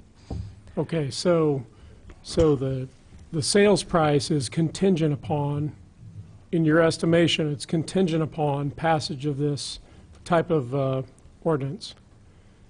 Yes, as the parties have negotiated, we aren't privy to the details of the sale, but our understanding is that the buyer retaining these payments and the seller taking on those responsibilities is reflected in the rest of their deal. Okay, thank you. Other questions? Bill Brown. I was looking through the original agreements, and I noticed that although it wasn't required to build out the outlot, it did seem like there was at least an obligation of the city to provide a liquor license if that is ever built out. So you might remind the new owners that we have that obligation.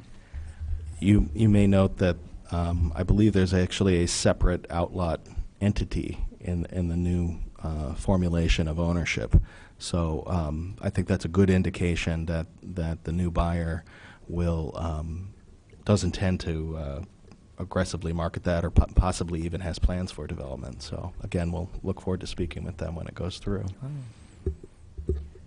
Other questions?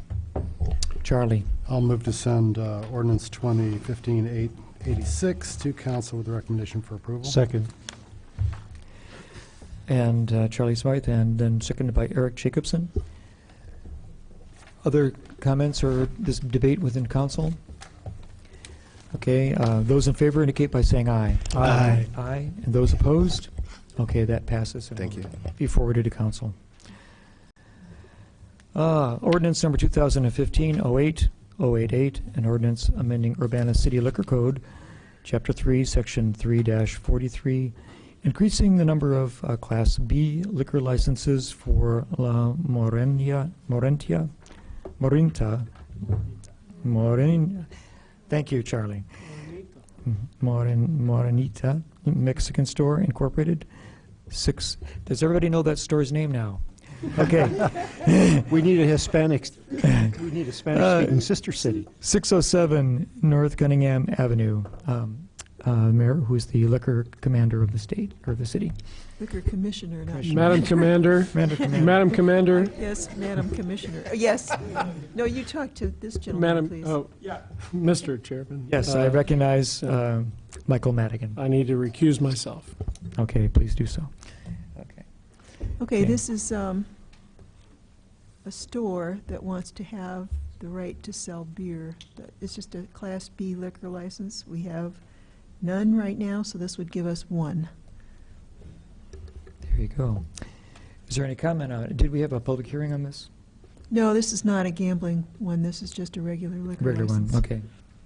And Diane Marlin. Where is this located in the Five Points area? No, it's further north. It's 607 North Cunningham. Oh, it's the old pet store building. Okay. Yeah. All right, got it.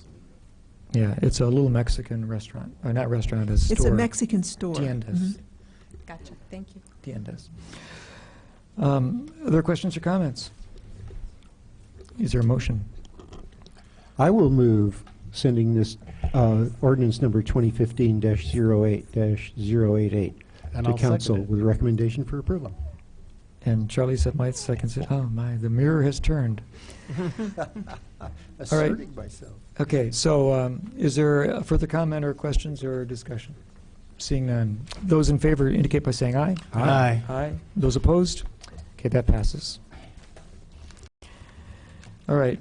Now we have an ordinance number 2015-01-006, an ordinance to amend Urbana's City Code, Chapter 19, Article 3, Division 1, Section 19 to 22A, concerning qualifications for service on the City of Urbana Civilian Police Review Board. Civilian Police Review Board qualifications, COW 112-2015 and 7/27/15 are pressing.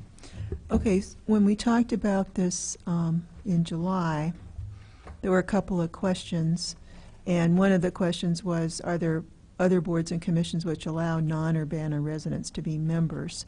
And we have several of them, and Jim Simon did a search through our ordinances and lists them in his memo, which I attached. Then the question was raised by Aaron about the people on those commissions, and I think that Jolinda this afternoon sent out a list of all the people, what city they live in, and I do have attached at the end of my memo a chart that shows all the people on the IDOT traffic stop task force. So we've given you that, and then the question was raised, the claim was made that the people who are from Champaign did not have as high attendance as those from Urbana. But I asked Tony Weck, who is the secretary for the meeting, and he did the entire attendance from the first meeting on, and it actually turned out that the people from Champaign had 67% attendance, while people from Urbana had 58%. So Champaign actually had more people, or a higher rate of attendance. And one of the people from Champaign did a lot of the work. He was the statistician. And the highest single attendance was rural people, and that was one police officer, Andy Charles, from the Urbana Police Department. So I think that we should be judging people, and our other boards and commissions often have a requirement for someone with the specific expertise. For example, on the IDOT task force, I chose to recommend to you, and you agreed to appoint Patricia Avery. She lives in Champaign, but she's the president of the NAACP, and I thought she should be involved. So I tried to pick people not because they agreed with me, but because I thought they represented a viewpoint that needed to be heard. And I think the same thing applies to the other boards and commissions. Some, like neighborhood safety, I think it makes sense to have a representative from every neighborhood. But for Civilian Review Board, I think it would be fine to have one person who is not an Urbana resident, as long as they're highly qualified. So that would be my request. Okay, does anybody have questions for the mayor or whatever? Aaron Amons? Oh, we also have a public, I guess we should probably do, well, let's have questions for the mayor. I have a question for the mayor. Okay, Charlie. And then Laurel, there is no attached ordinance to get this done. I assume we're still working with the one that you provided in July. Yeah, it's the one that we had at the last meeting. Normally, they're not repeated. Right. Yeah. So you have that one, and I think some people want to make a change in wording. So, did you need to have the actual ordinance in front of you, or did you bring it with you if you wanted to change the wording? I think I know what changes I would want to make. Okay. So maybe Diane does too. Do you have it with the copy with you? Okay. Yeah, Diane does. So we're all set. Okay. I just wanted to clarify that. Okay. Sorry about that. Other questions for the mayor? Then we're going to open this up to one person from the public who'd like to speak. Darrell Cruz, please come forward.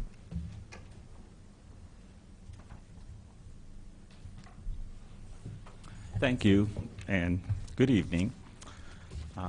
First of all, I want to apologize for the confusion that might have been created over the attendance record, and I sent you that information as I determined it, and I'll let you make your own judgment on that. I also sent an email, I think, to Diane that she sent to you that listed 9 reasons that I think you should consider in terms of why having a local residency requirement for the CPRB is important. And it's more than just the deliberative function that the people on that particular board and commission play. So I would hope that you read that and consider that very closely. But I would like to go to the memo that you received from the mayor, and the one sentence she said at the first sentence on the last paragraph, that I believe it makes more sense to judge people on their contribution to the discussion rather than simply on their address. I would simply say nobody disagrees with that, and I agree with the mayor on that. That's not the point. We're not looking at residency in terms of qualifications. In fact, Grace Mitchell is a great qualified person, loved and respected by the community and what she's done. What this is inferring simply is that there aren't people in Urbana who have qualifications or interests or the ability or the capacity to serve on Urbana boards and commissions, and that's simply not true. And so the information that was also supplied to you by Mr. Simon, I think, is very helpful in terms of looking at boards and commissions that exist. And you can see that the ordinances and statutes that apply to these different commissions are in fact mixed, that in fact some of them require residency, some of them don't, and some kind of leave it wide open. But I think the reason, you have to ask yourself, why does that mix exist?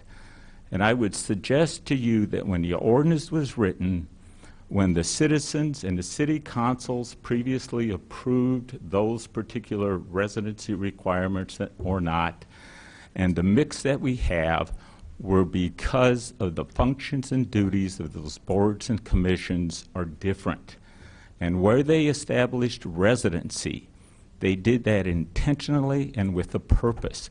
So you see that the CRP was one of those boards and commissions. You see the Commission on Human Relations, Community Development Commission, and the Zoning Board of Appeals all have residency. I think you need to recognize that there was an intentional value and purpose for why residency was applied. And I'm going to pick on Charlie just a little bit, and maybe this isn't an analogous situation, but let's just assume Charlie was required by his job to move to Champaign. And him leaving the city council, we might stop and think, oh my goodness, Charlie only has a year or two left to serve on the city council. Who possibly can we find for a year or two who would be a better person than Charlie in terms of his knowledge, background, experience, contributions to the city, living here? Now he's a non-resident.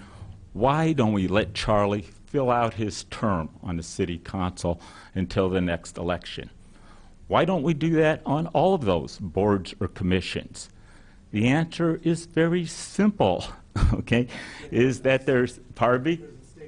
Well, I know there's a state ordinance, but you certainly could ask the state to modify it. You have 1 minute. Okay, you can ask the local city council to modify the ordinance. Exactly true. There's an ordinance here.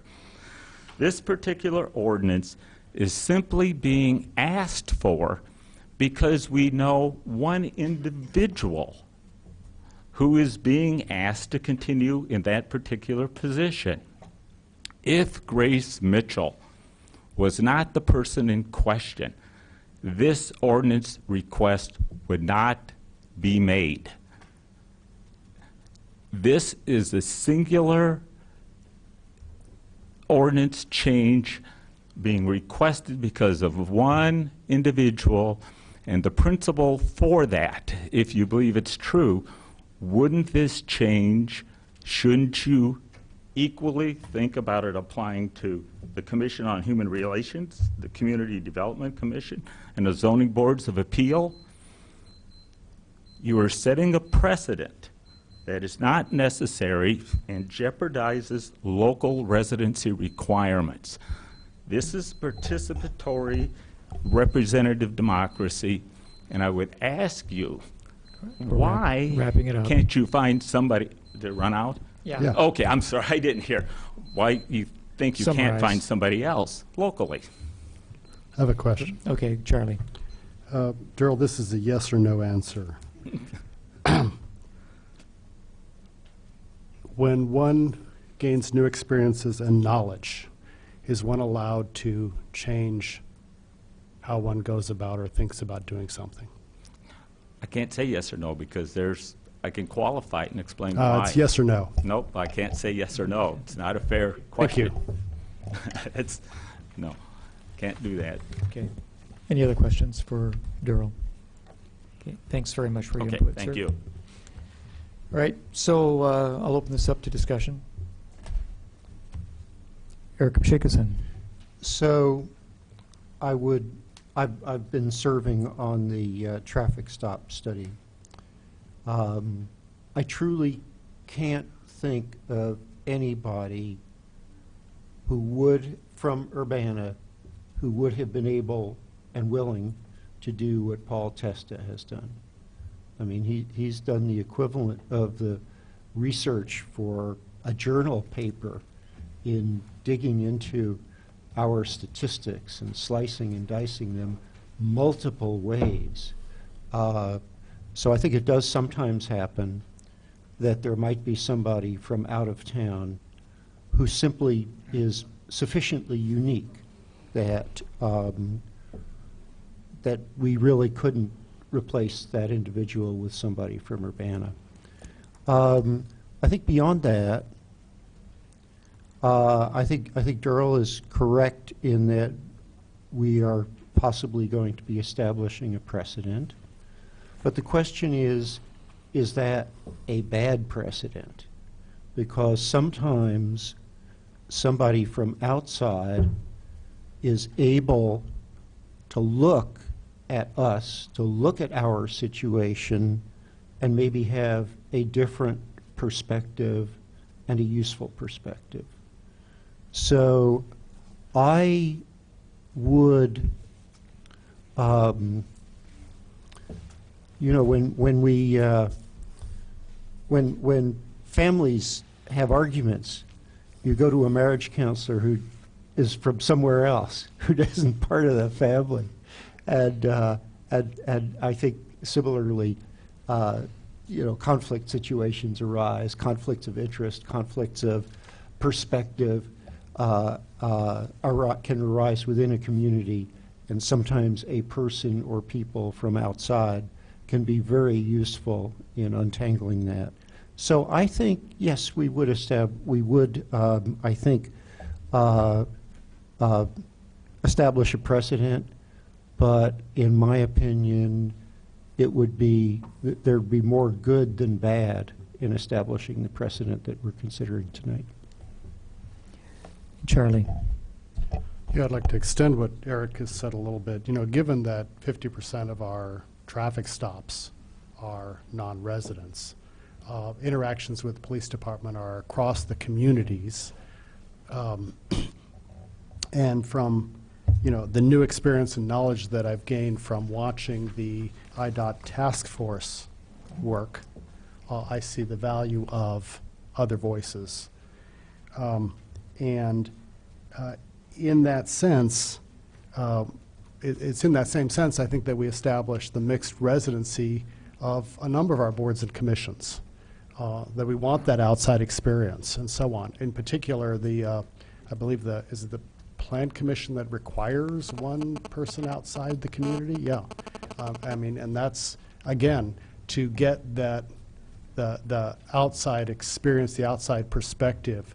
And so I think Eric stated it very well. And so I would support something that would allow one or two outside non-Urbana residents to be part of this committee. And I wouldn't require that they need to be part, you know, to have lived in Urbana in the past. I don't see that as a requirement. It wasn't a requirement in the IDOT task force thing, and for good reason. We want outside experience, period. So I would support something along those lines. Okay. Bill, could you take over the meeting for a minute? I'd like to make a comment. Yes. I'd like to call Dennis. Okay. Thank you. Of course, this ordinance that we're looking at doesn't specify who might be selected to serve on the Civilian Police Review Board. It merely states that a person who's not a member, a resident, might be elected. We have this imagination that there's a specific person who's being targeted to fill a spot, and perhaps we've heard conversation about that name, but the ordinance itself doesn't name a name. And it's possible then that when the nomination is brought to the City Council by the mayor of an individual who may then be appointed to serve on the Civilian Police Review Board, the City Council has the opportunity to determine whether that's an appointment that they will back or not back. So there is that aspect of it that is in the future, which may then be as important as the fact that we're making the opportunity potentially available at this discussion. That's the end of my comment. And I'll relinquish the chair back to Dennis. Okay, thank you. Any other discussion? Yes, Diane Marlin. I would support up to one non-resident being a member of the CPRB. I agree with Charlie. If you're going to have a non-resident, there should be no prior residency requirement. If you don't live in Urbana, you don't live in Urbana, period. So, but I don't believe it will diminish the quality of the work done by the CPRB, and it could bring additional perspective. And our police officers do encounter people who are non-residents every day on the streets when calls for service, in the case of accidents, in the case for many different occasions. So up to one non-resident I would support. Other discussion? Okay, Harold Hammonds. Go ahead, Bill. Go ahead, Bill. Bill Brown. Yeah, I think I'll be able to support this too with the limit of one resident. I don't think it would make a huge difference either way. I mean, this vacancy's existed for what, almost a year, over 6 months. So I think it's more important to get the vacancy filled. I don't think that requiring it to be an Urbana resident versus Champaign-Urbana, or I guess it could be anyone outside of Urbana, would really make a huge difference as far as the quality of the person being appointed. I think there'd be a good reservoir of people to pick from. We happen to have one that is interested and already has had the training, and apparently is, I don't know Grace Mitchell, and if that's the one that's appointed, I'm sure that, you know, if she has the support of everyone that I've talked to so far, I'm sure she'd do a great job. As far as the other boards and commissions, I don't see a pattern really as far as which ones require residency and which ones don't. There seem to be a few that might have some state statutes associated with it, and then others maybe by default decided they should be residents, and others maybe that require more expertise in certain matters, non-residents, but I don't see a strong argument for keeping this resident only. So I would support the one non-resident. And then Aaron Amons. All right, so I can count Mike. You know how you always. I know you find yourself in that position frequently, right? I don't know. I just feel like picking on you tonight. But I do want to make a few comments. That one, I just want to say, Dennis, that to say that this isn't about Ms. Mitchell is naive at best, right? Clearly, that's what this is about. I love Grace, though, so Ms. Mitchell. I would say that why one then? I mean, what's the big deal about one? Why not four? Why not all of them if they wanted to live in Champaign? Why everybody's making this big deal about one? I'm okay with one person from Champaign. Why not more? If it's going to bring such openness and diversity, and we encounter so many people from Champaign, why not more? Are we going to finally allow people with felony convictions to serve on this CPRB so that we can have that other perspective that Mr. Dossett spoke to earlier? Because those things were promised when the early inception of the CPRB. Are we going to finally get that perspective to be on the board as well? Are we going to put a goal of, since the CPRB and the traffic stop data is showing that disparate number of African Americans are being stopped, are we going to put a goal of a number of African Americans that's going to serve on the CPRB also? So, to me, I don't want to really be sidetracked by those things. I really want the commissions and stuff to do the best job that they can possibly do. And to me, the Citizens or the Civilian Police Review Board is really, if it's going to mean something, it's really supposed to have the level of oversight and to bring a cohort of people together who really are willing and almost desiring a different attitude, or to hold the police accountable. And to me, the approach that has been used for the CPRB is that it will, it's not going to have the teeth that we want it to have anyway. So making a big fuss over one person serving, I don't think it's going to make it any more of a type of commission or board that does what I thought it was supposed to do from the very beginning. So again, I don't think it's a good idea, but like I said, if we're going to have more than one, then why put a requirement of one? Why not just make it open for everybody and just open all the boards and commissions up then, for everybody, from Champaign, Rantoul, Savoy, wherever they come from. Mike Madigan. Well, I'm going to agree with you, Aaron.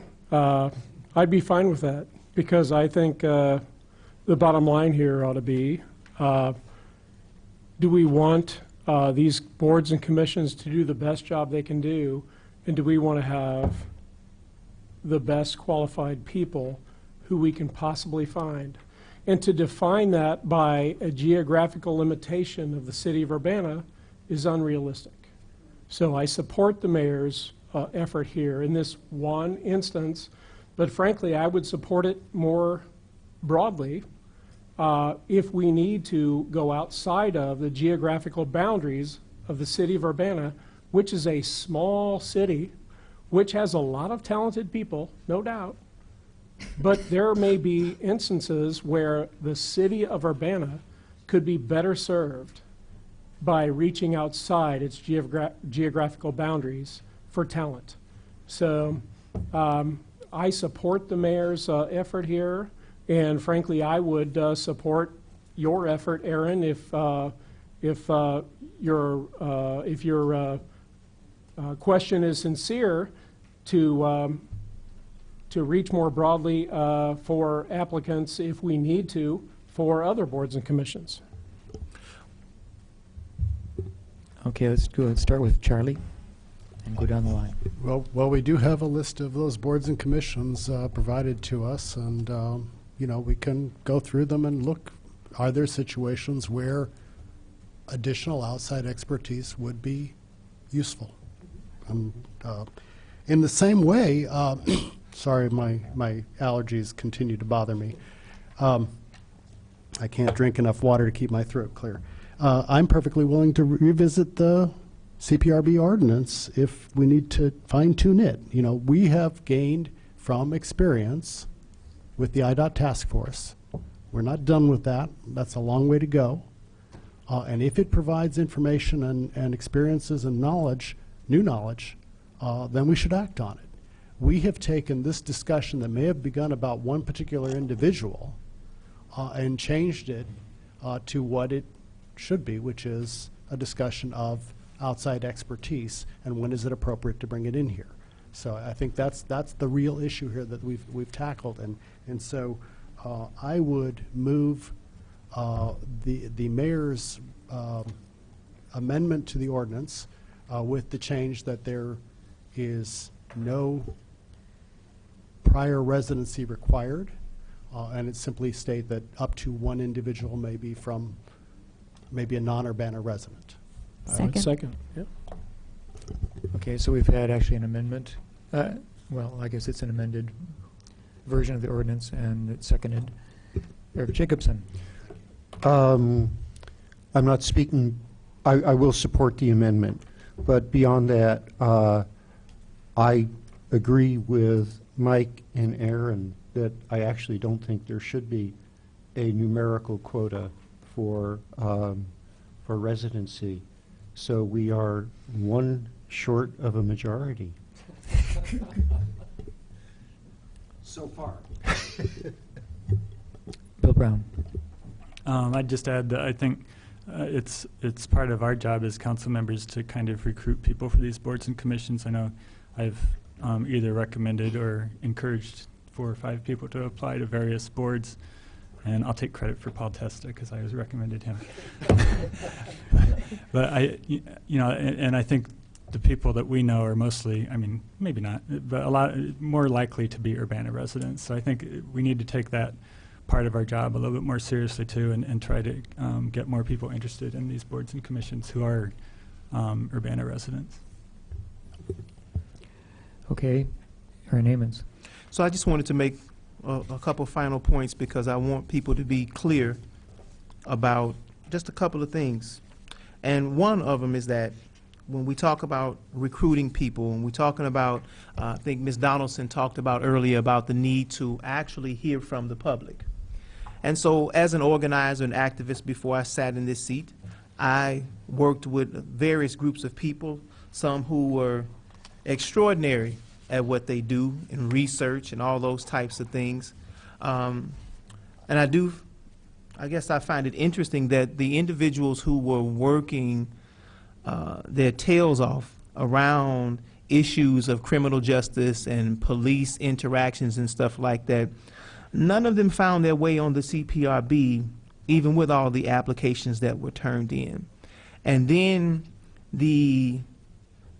arguably, and I would love to debate anybody who would say that Darrell Cruz would not be the expert in the city of Urbana as it related to the IDOT traffic study. He wasn't appointed to that particular board.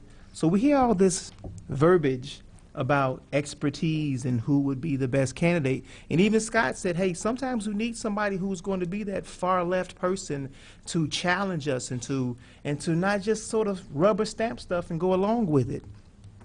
Darrell didn't get appointed to this particular board. Why not? Why wasn't that a recommendation? So, and then just from the standpoint of perception, I don't know if this is true or not. I'm just asking, was Andrew Charles paid to serve, or did he volunteer to serve on the IDOT? I don't know. I mean, he does Chief, work. do you He know the does answer? work for the city, so I imagine he was paid. In the sense of overtime? I don't know if it was overtime or regular time. Was he paid for his service on? Okay, so he wasn't volunteering his time. No, he's a city employee, and we wanted to I have just- a police officer, and so we have labor contracts, and so we follow our contracts. I mean, I understand the point of having a police officer. It's kind of the same way that I was saying about having a person with a felony conviction to be on the CPRB, because you have a person, you have the police involved in the CPRB. They always have their say. But so what my point is that you made these comments, Mayor, about the service and stuff, and I think it's fair to say to the public and the people that he was paid to be there 89% of the time, and that the numbers, the one young lady who dropped out, who actually served 21% of the time, dropped out early on in the particular process, to consider her numbers as a part of the number of people and the percentage of the people who served in Urbana, it was an unfair representation. And so I just wanted to clarify that what you considered to be 58% service from the people in Urbana was actually more like 73% when you actually think about the service of the people in Urbana. And had you maybe considered some other people, maybe that service could have even been higher. So, you know, I understand that hopefully there'll be some changes. We'll learn some things from this as we go forward. But I just think that there should be a challenge to the notion that we actually choosing people based upon their expertise when we don't actually choose people who have a particular expertise and who want to serve on particular boards and commissions. So that's it for me tonight. And I would like to know if there's well, are we ready to make a vote? Okay, one more. Diane Marlin. Just have, well, I may not have a comment. I'm going to try to make a comment. ahead. Just, first of all, one thing that I would like to see happen going forward, and I think we've talked about this before, is that when a person applies for membership on a board, commission, or a special task force, that there be a disclaimer at the bottom of the form, because it's all on the website now, a disclaimer at the bottom of the form that says your application will become part of the public record unless you check this box and ask for it to remain confidential. So the opt-out provision is confidentiality, and the opt-in option is your application become part of the record, so that the public is aware of who has applied for all these boards and commissions. I think that was a comment I've heard on more than one occasion, that we just don't know who's part of the pool. The other thing is, I really wasn't going to bring this up, but since we're talking about CPRB and it was mentioned several times about potential qualifications for membership, I would remind us all, and I pulled up the ordinance, that there are 3 categories of people who are specifically excluded from being members of the CPRB. The first category is any city employee. That's the Civilian Police Review Board. No member can be a current employee of, contracted by, or have any official affiliation, whether current or former, with federal, state, or local law enforcement agencies. So an entire category of individuals who had anything to do with law enforcement are excluded from serving on the CPRB. And no person with a criminal felony conviction or plea shall be eligible to serve on the CPRB. So when this ordinance was set up, there were 3 broad categories of people, and I think it was out of concern that at least the last 2 categories may not be able to serve with an fairness or impartiality or objectivity, and I think that's something we ought to reconsider as well after several years' experience. But to say, if we need to remember there were 3 broad categories of individuals excluded from serving on that particular board, and if we want to reconsider it, we should reconsider all those categories. But anyway, the ordinance at hand, I think I know what I'm voting for now, and I would vote for it. Good discussion. All right. Any further comments? Could you restate the ordinance that we're going to vote on, please? It's going to be, the change in text is that they'll, as I recall, we're amending the text that there'll be 1 non-resident. Is that correct, Charlie? Up to 1 non-resident. Not prior residency required. No prior residency required? Okay.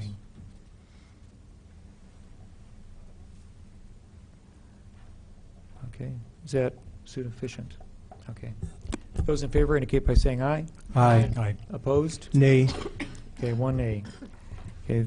Okay, that thank you very passes. much. Well, but we just voted on the amendment. Oh, have we voted on the whole thing, including the amendment? Yeah. Yeah, it was a text, it was a friendly text amendment. Oh, okay, it was accepted as a And friendly this amendment. is sent to the council. Yeah, it's not the final form. We're not, it's not an adopting vote. Oh, so this isn't going to the council? Yeah, Or- it and is. this- Yes, it will. It is. Okay, yeah, This okay. is not the adopting vote. This is not the adopting vote, Yes. okay, got it. All righty, it's action, but not adopting action. Got it. All right, and lastly, we have a proposal for city use and public sale of Broadway Avenue pavers, and this has been proposed by the mayor. Right, at the last committee of the whole, it was listed as a discussion item. To clarify, I don't think the lady who objected is still here, but we really can't take action on something unless it's listed as an action item. So that's the reason it is here at the next committee, and it's listed as an action. So we have an ordinance, it turns out, that requires us to get the best price for surplus goods. So I asked Bill Gray to draft the attached proposal, which I believe achieves the following. First, it meets our ordinance standard for getting the best return for Urbana taxpayers. Second, it provides for enough pavers for future city repairs to our remaining brick streets. Third, it provides for sale to the public through the Landscape Recycling Center. And fourth, it provides for a written agreement with PACA to provide the labor to clean and palletize the bricks delivered to the Landscape Recycling Center in exchange for their keeping half of those bricks, which would be about $30,000. So in the past, we had a verbal agreement, and the News Gazette article today said that we had given bricks, but we had not done that. We had an arrangement with PACA where they did the work, and because they did the work, the arrangement was that they would get half of the resulting clean pavers. So we're proposing that that be put in writing, and I'll turn it over to Bill Gray to give you more details.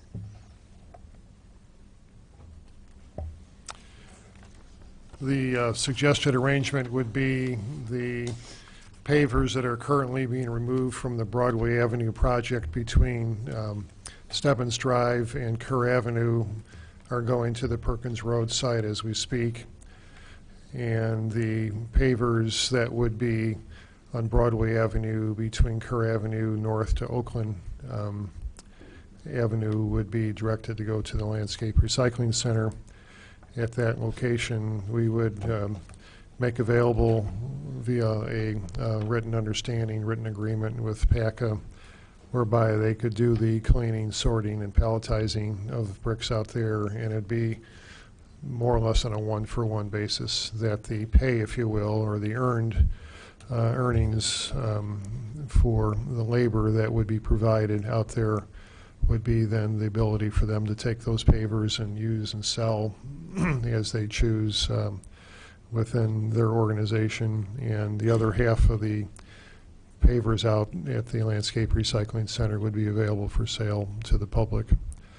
Again, we've not formalized a cost of what those pavers would be. Generally, what we've talked about, we've done some research. We haven't completed it as far as sale, but if it was a pile of pavers for the public available on a kind of a you-pick-em basis, those could be maybe 50 cents a paver. If they were neatly organized, stacked, palletized, they would be available probably on a $1 give or take basis. So that's the current thinking, but it's not the final thinking. And again, if this is what council chooses to proceed with, this memo was given to Mr. Garza last week, and he mentioned he's the executive director of PACA, and he mentioned to me that pending tonight's discussion and outcome and recommendation, if any, the board of directors of PACA would be meeting this upcoming Thursday, is my understanding, and he would let me know after that meeting what any decisions were made by their board of directors. Okay, let's have some discussion then. Questions to Bill? Well, we'll just start with Aaron Amons and go the other way around. So I'm going to say that the lady who spoke earlier was absolutely correct. This is not what we agreed on as a council, and I don't understand why we're changing it now. We agreed. We had conversations with staff and with Bill. He said 60,000 of the pavers would be sufficient for the maintenance of the rest of the roads, that we would have first dibs on whatever that first 60,000 was, so that we got the best pieces that we could preserve, and then PACA would have the rest. Everybody thought that was a decent idea. I don't understand what brought about the change, because if we're just going to operate on the ordinance, then why would we give any to PACA? Okay. Eric Jacobson. So I'm reading this, that the public comment actually was incorrect. As I read this, what's in front of us for tonight, PACA would get half the pavers, and we would retain half the pavers. The total amount of pavers is 60,000. We would retain 30,000. PACA would get 30,000. Am I reading it correctly, Bill? 120,000. Basically, the city would retain for future repairs 60,000. The other 60,000 would be split evenly, ideally evenly, between PACA and the city, where the city would sell at Landscape Recycling Center, make available to the public at Landscape Recycling Center 30,000.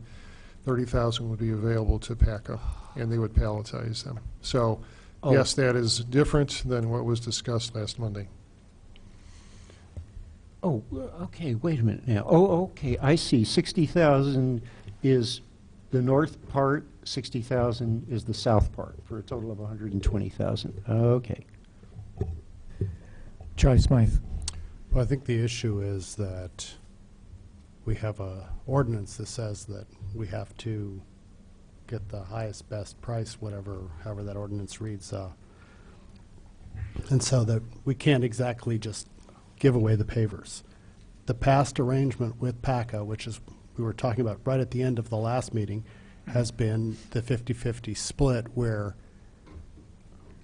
they've done all the work in palletizing. So they earn a proportion of the bricks based on their cleaning and palletizing those bricks for us.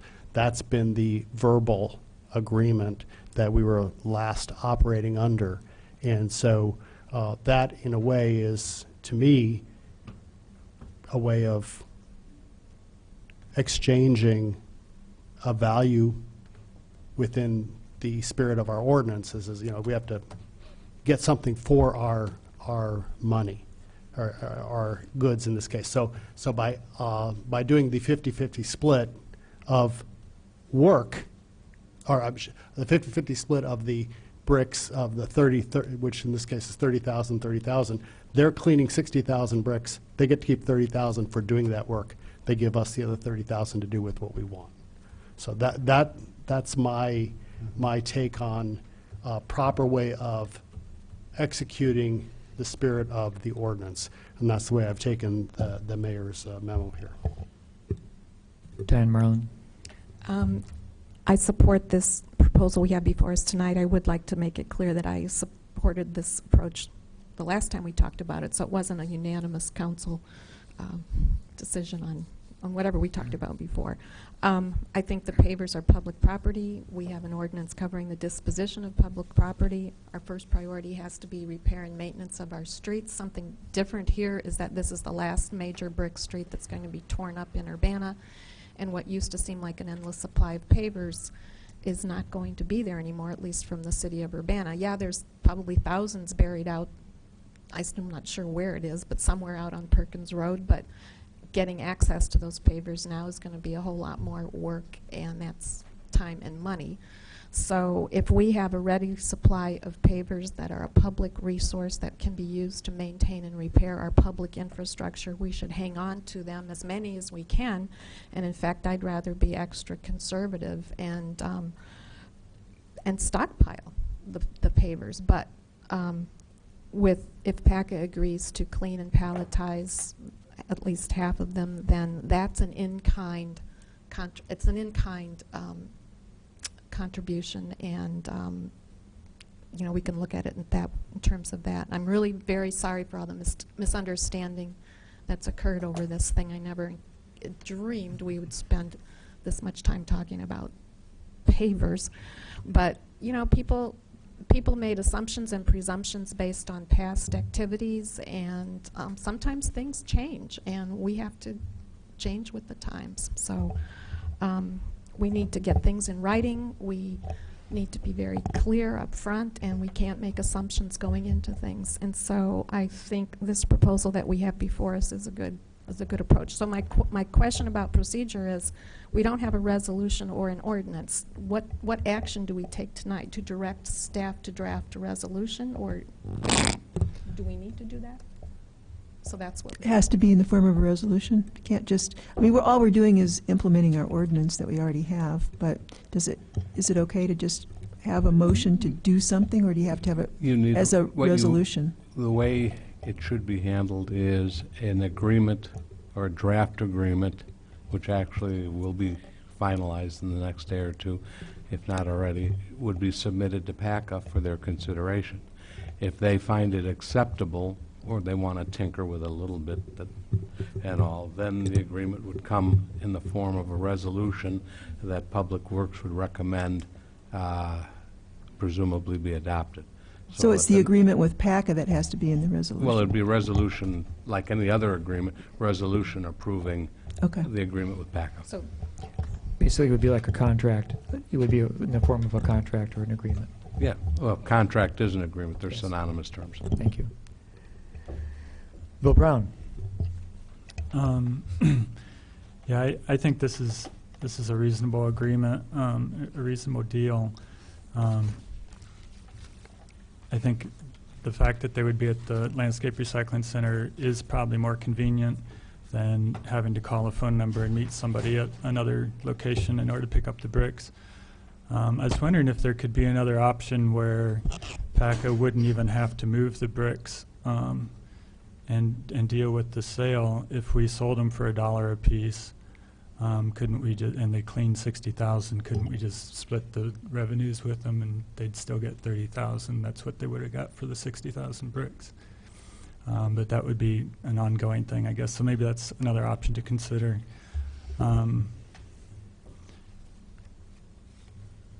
I guess the only other thing I'd note that we aren't going to be tearing up any more streets, but I think White Street is part of the MCOR project in Champaign, and there's bricks under that asphalt. There's bricks in that asphalt, so I don't know if that's a possibility for them to get more bricks from that, and if so, then maybe they wouldn't be interested in our selling the bricks for them and splitting the money if they still need to set up their own operation. As far as what we decided before, I think it was staff direction.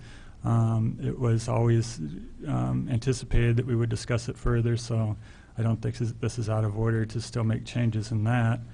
I do think that our current ordinance says that the personal property can be sold, blah, blah, blah, by the department using the items, so I don't really know that we would need a resolution, but that's probably the safer way to do it. And if that's the way the attorney says we need to do it, then that's the way we need to do it. So I would... With the agreement. For an agreement? Okay. So I think I would support this as it is. Aaron Amons. So first, I would say that it was a majority last Monday because that's how we operate, right? 2 weeks Majority. ago. 2 weeks. Okay. So there was a majority, and staff was directed to write up that particular agreement.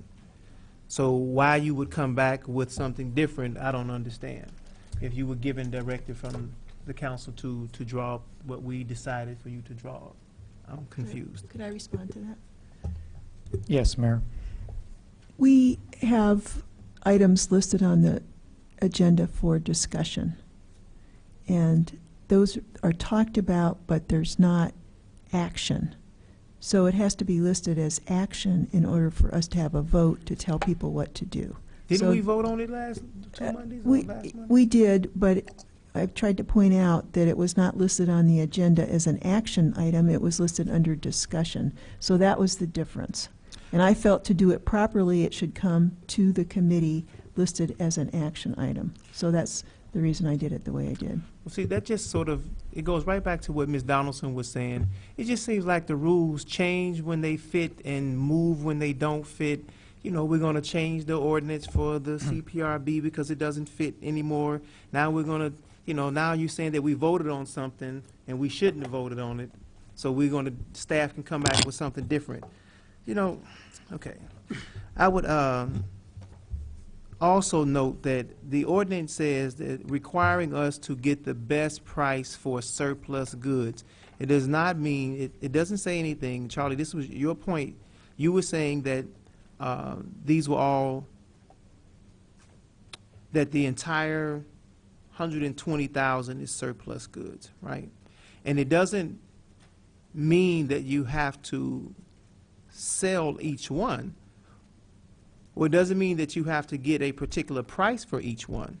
It just says, in order to comply with our ordinance, requiring us to get the best price for surplus goods, right? So why couldn't we say, I don't know, Mr. Swisher is here, we could ask him, would you be willing to clean the entire 120,000 and take the 60,000?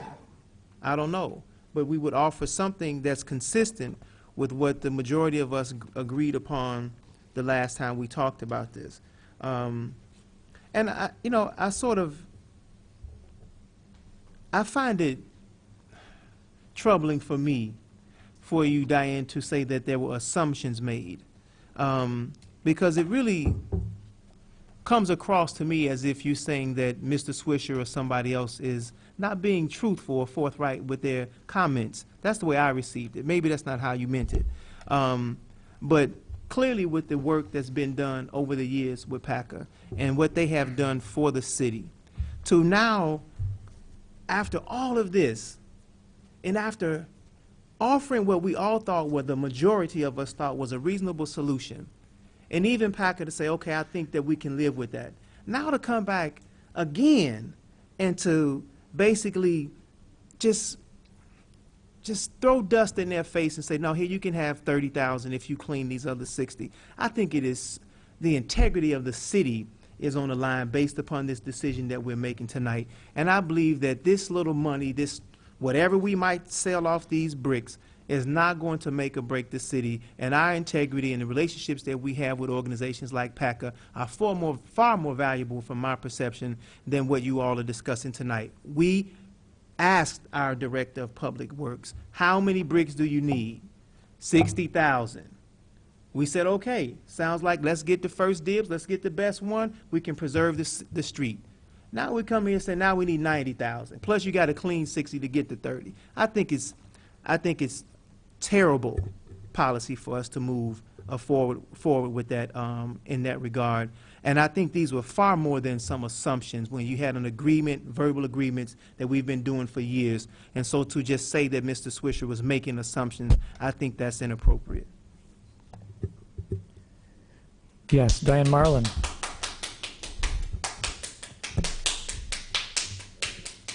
Okay. Thank you. Can we now have peace in the audience? Thank you very much, Diane Marlin. I'm basing that statement on the statement of Mr. Swisher, who told us that he pre-sold 20,000 of those pavers for Broadway Avenue months ago, before any pavers were removed from that street. That's the kind of assumptions that I was referring to. Also, I'm referring to, I went back and listened to the, as you know, I sent you a note around to all council members. I went back and watched the videos from the 2 meetings where we discussed pavers, and actually we discussed them for about a total of 3 minutes. Most of the discussion about the Broadway Avenue project didn't touch on pavers at all, but from those few minutes where pavers were discussed, you could see, yes, there could have been some assumptions made based on the few comments made, but there was never any commitment from any city staff to donate those pavers. So yes, assumptions were made based on past experience and based on a few comments made at the council meetings in February, but there was nothing ever specified. And I thought it was a pretty big leap to promise 20,000 pavers to Dr. Youngerman in Champaign from this particular project. So those are the assumptions that I'm referring to. Anybody else? I'll eventually want to make a comment, but Mr. Madigan. So, yeah, I have to agree with Aaron, 100%. And this is no offense intended to the staff or anyone else. I think there were reasonable assumptions that could have been made and were made from the February meeting that the city did not need a single brick from Broadway. That was very clear to me. I don't have to go rewatch the video. It was very clear. Of course, upon review, we've, as a city, the staff has decided, yes, we do need some bricks, and I understand that. It's unfortunate that that wasn't understood prior, to the discussion of the rebuilding of Broadway. But, based on the long-standing practice that PACA has had with the city, I don't think it was unreasonable for them to assume that they were going to be the beneficiaries of a large amount of pavers from this project.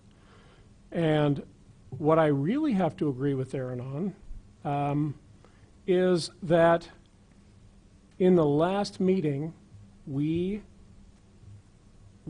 as a council agreed to direct staff to draft some kind of a resolution, ordinance, agreement, I don't care what you want to call it, to divide the bricks. The first 60,000 good bricks coming to the city, and anything after that to be made available to PACA. And now we are being finessed into something that is radically different than that. And I take great exception. We are elected officials that are being manipulated by non-elected officials. And it is inappropriate.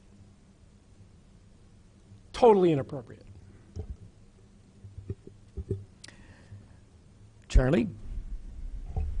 I think one of the big issues that led to some of the misunderstanding is that Craig Schonkweiler, our relatively newly appointed assistant engineer, went on a new, complete analysis of our streets in preparation for the capital, for this year's capital improvement plan. For those who don't know, this is hasn't been undertaken in some time, And the capital improvement plan is our 10-year rolling document that lays out what we do with the money that we have for our streets, infrastructure, and so on. As part of that analysis, he included brick streets. And his new conclusion was that we needed to stockpile bricks for repair purposes. And so this is a new recommendation that, came after the February meeting when it was Bill who I think said that he didn't think we needed any more bricks. And so, yeah, there's a lot of misunderstanding that's happened because of this. My problem with all of this is that the verbal agreement was this 50-50 split where PACA did the work, and they got 50% of the bricks for doing the work. And that seems to be a reasonable way to pay them for that management and their work and in honoring the spirit of the agreement. So that's an important piece for me. I'm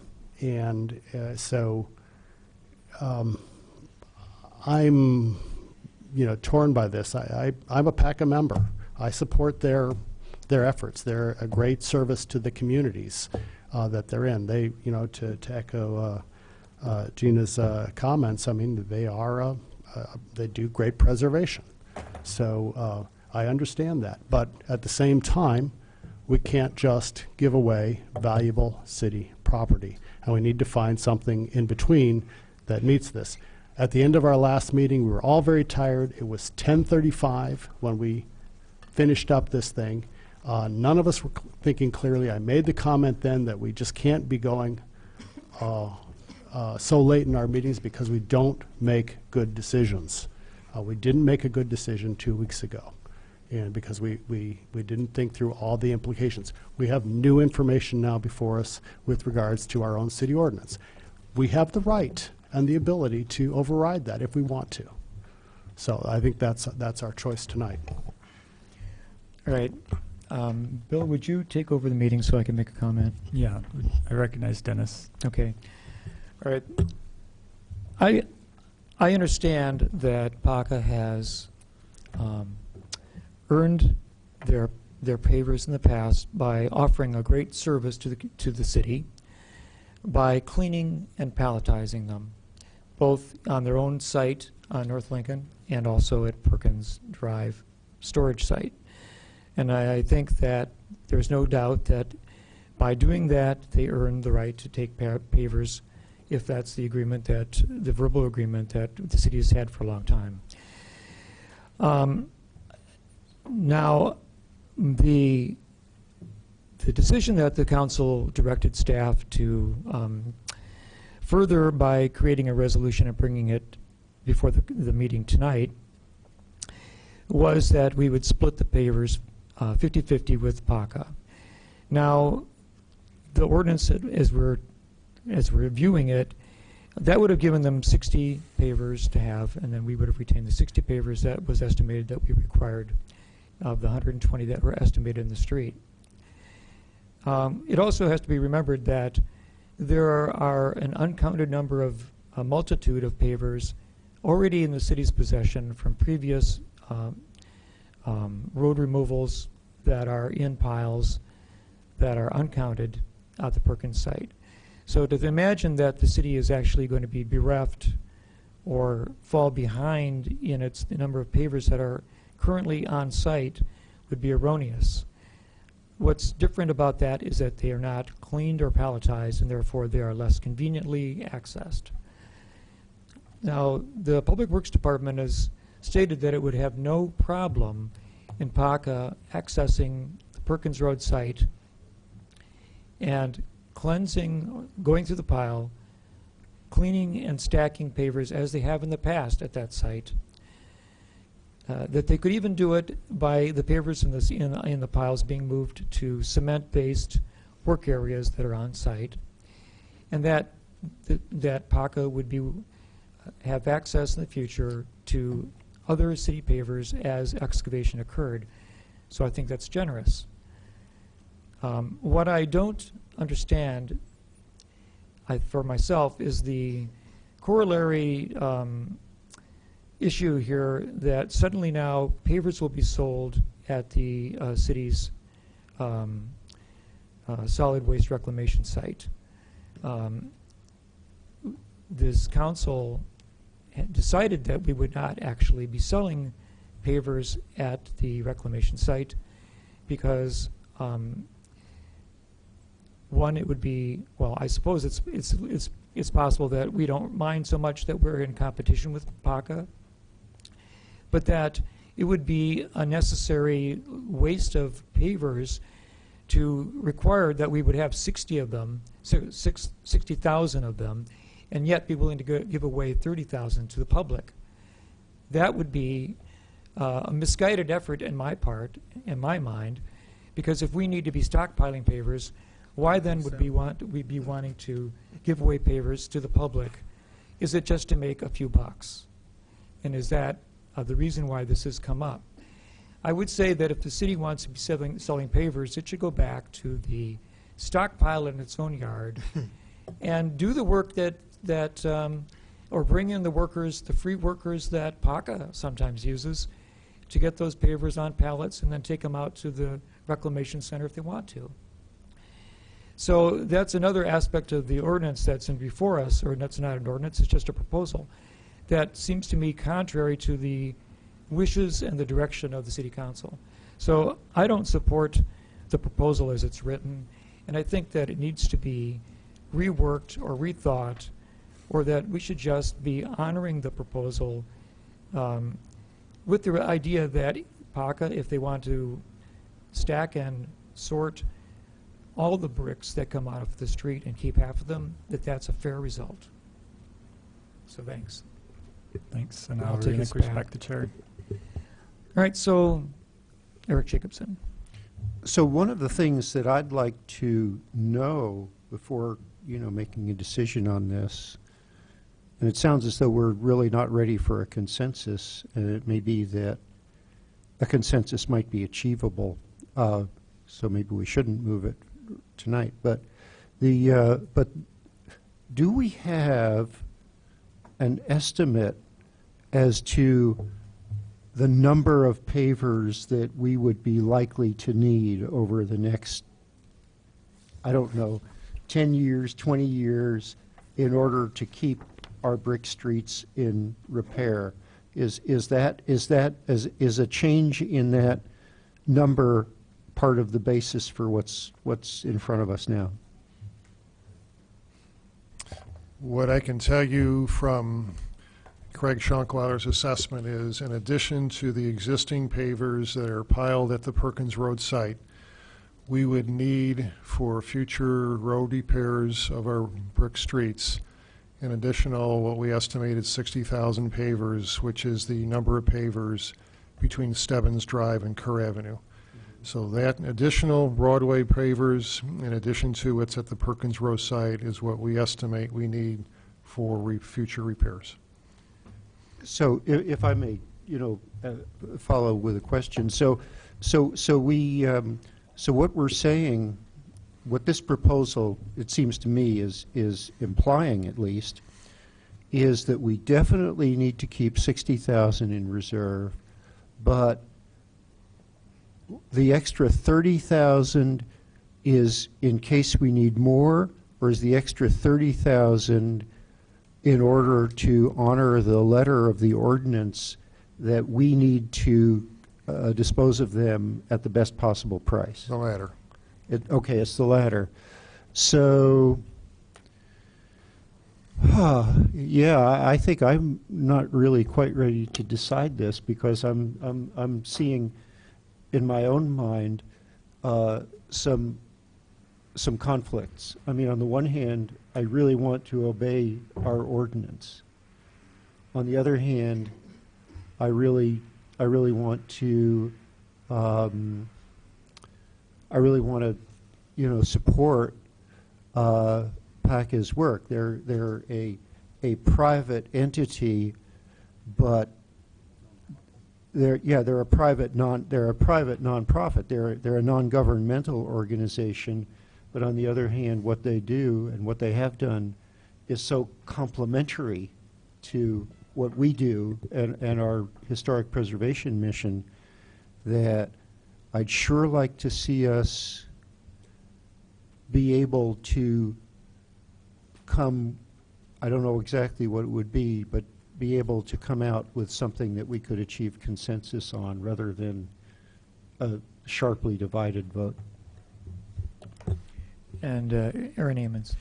So, again, we get to spend a lot of time talking about pavers. I hope we can spend a lot more time talking about other serious issues as we move forward as well.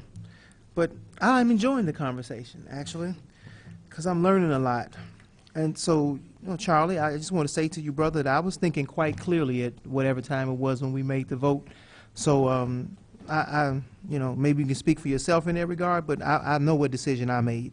And I don't know if we want to go back and, re-vote on everything we voted on after 9:30 or redirect staff after whatever we directed them to do after 9:30. But I was thinking pretty clearly. I think, Dennis, you made a very good point about are you going to stockpile them or sell them? Which one is it going to be? You can't say in one breath we want to stockpile them and in the next breath we want to sell them. If we're going to stockpile them, why are you selling any of them? I thought that was a great point. Back to this staff thing, because it's really troubling me. Because we actually voted to give direction to staff to do a particular thing. So even if you come back and say that you found this ordinance that said that, well, we have to sell the surplus at the best price, that still doesn't change the agreement. That just says that whatever you sell the surplus for, if you sell any, you sell them at the best price. It doesn't say that you have to change what the surplus is. So I'm wondering who decided, who instructed staff to rewrite what we instructed you to do. Did the mayor ask you to change it, or did you decide it on your own? I'm just wondering. Based upon the ordinance, is that what happened? I'm just trying to understand this. Because the ordinance doesn't tell you to change the language. It just says sell the surplus for a certain price. And the answer, Mayor, could you respond? I thought I found out about the ordinance. I also was very concerned at the meeting that people were voting on something when it was listed as discussion. So, there is a distinction. I think that we can't act on something unless we list it as an action item. But the thing that really precipitated this was that I was told that Mr. Swisher went to our contractor and directed our contractor to deliver the bricks to his site at North Lincoln. And that is a violation of the contract, and the contractor told him that he was working for the city of Urbana. So I think that this has just gotten out of hand. We want to respect PACA, but the city also has its obligations. And if Craig has done the research and he says we need what is already at Perkins plus $60,000 from Broadway, I think that answers the question about how much we need. Then the rest of it, the $60,000 remaining, we're proposing to split with PACA, because we can't just give things to people. We had an arrangement with them that seemed to work for both sides and seemed to be fair, and it was that they do the work and in exchange they get paid in pavers. And then that would give us $30,000 that we could make available for sale to the public. We are not going to give anything to anybody, but we are obligated under what I think is a very reasonable ordinance to get the best price for surplus goods. And we're reserving whatever's over at Perkins plus $60,000, and that is based on what a highly professional engineer has studied and recommended. And so we're not going to be shortchanging our historic streets, and I don't think PACA wants us to shortchange our streets, but we want to be fair to everybody. And I think members of the public would like to go to the Landscape Recycling Center and buy pavers there. So we have no obligation to say the only people that can sell pavers is PACA. The city ought to be able to sell them as well, and we'll see if PACA likes, to formalize the arrangement that we had in the past. So I think it's been very carefully thought through, and we're trying to be very fair to everyone. So to answer my question, I guess you're saying you told them to rewrite it? Right. I'm the one that's responsible for following the ordinance. That's what it says. So I felt it was my responsibility, so I talked with them, and I've talked with council members. I've tried talking with you, but you haven't been available. And so I've talked with all the council members and explained what the situation was, and I thought we had a new consensus, but there seems to be confusion about what is the amount that has to be kept in reserve. We don't know how many are out at Perkins Road, but our engineer, who's in charge of this, says we need that amount plus 60,000 from Broadway, and then we can sell the 30,000 to the public directly from the Landscape Recycling Center, and we can have PACA clean the pavers at that site so that we can have control, because there has been some disagreement in the past about whether the city actually got half of the pavers. So I understand. That's what the rationale is, to try to see that our staff can supervise what's going on, and that So we the- can count the number of things that are cleaned, and then we know precisely how much each person is entitled to. So we're trying to do it very We're fairly and nailing very this openly. on the head over and over again. I'm just trying to finish my, All right. I got an answer Aaron? to the question. Ultimately, the mayor instructed staff to rewrite what we had instructed them to do, which I find very interesting. Especially since the ordinance does not, from what I'm reading, it only says that get the best price for a surplus. So it had nothing to do with what the arrangement was that we agreed and we voted on as a body, that we would split it 60-60. All we were supposed to do is get the best price for surplus goods. Who determines what is surplus for us? How do we determine that? Right. I want to, Bill, can I step in again? Yes, Dennis. All right. You know, we can do the 60-60 and the city can keep the 60. What I really disagree with is that suddenly we're selling pavers and we want to use half of the resources of the city that we're receiving to put it on the open market when we have no reason to do so, because they're valuable to us. And I don't know why we would put 30,000, throw 30,000 away. And this is where the whole question of getting value for your surplus. But it doesn't say that you have to sell any surplus. You can actually retain the surplus as a city commodity to repair the roads in the future, because these are now valuable to us. Well, I have no idea why we would be involved in selling pavers to the community that we need and we should be saving. Thank you. Thanks. Mr. Madigan.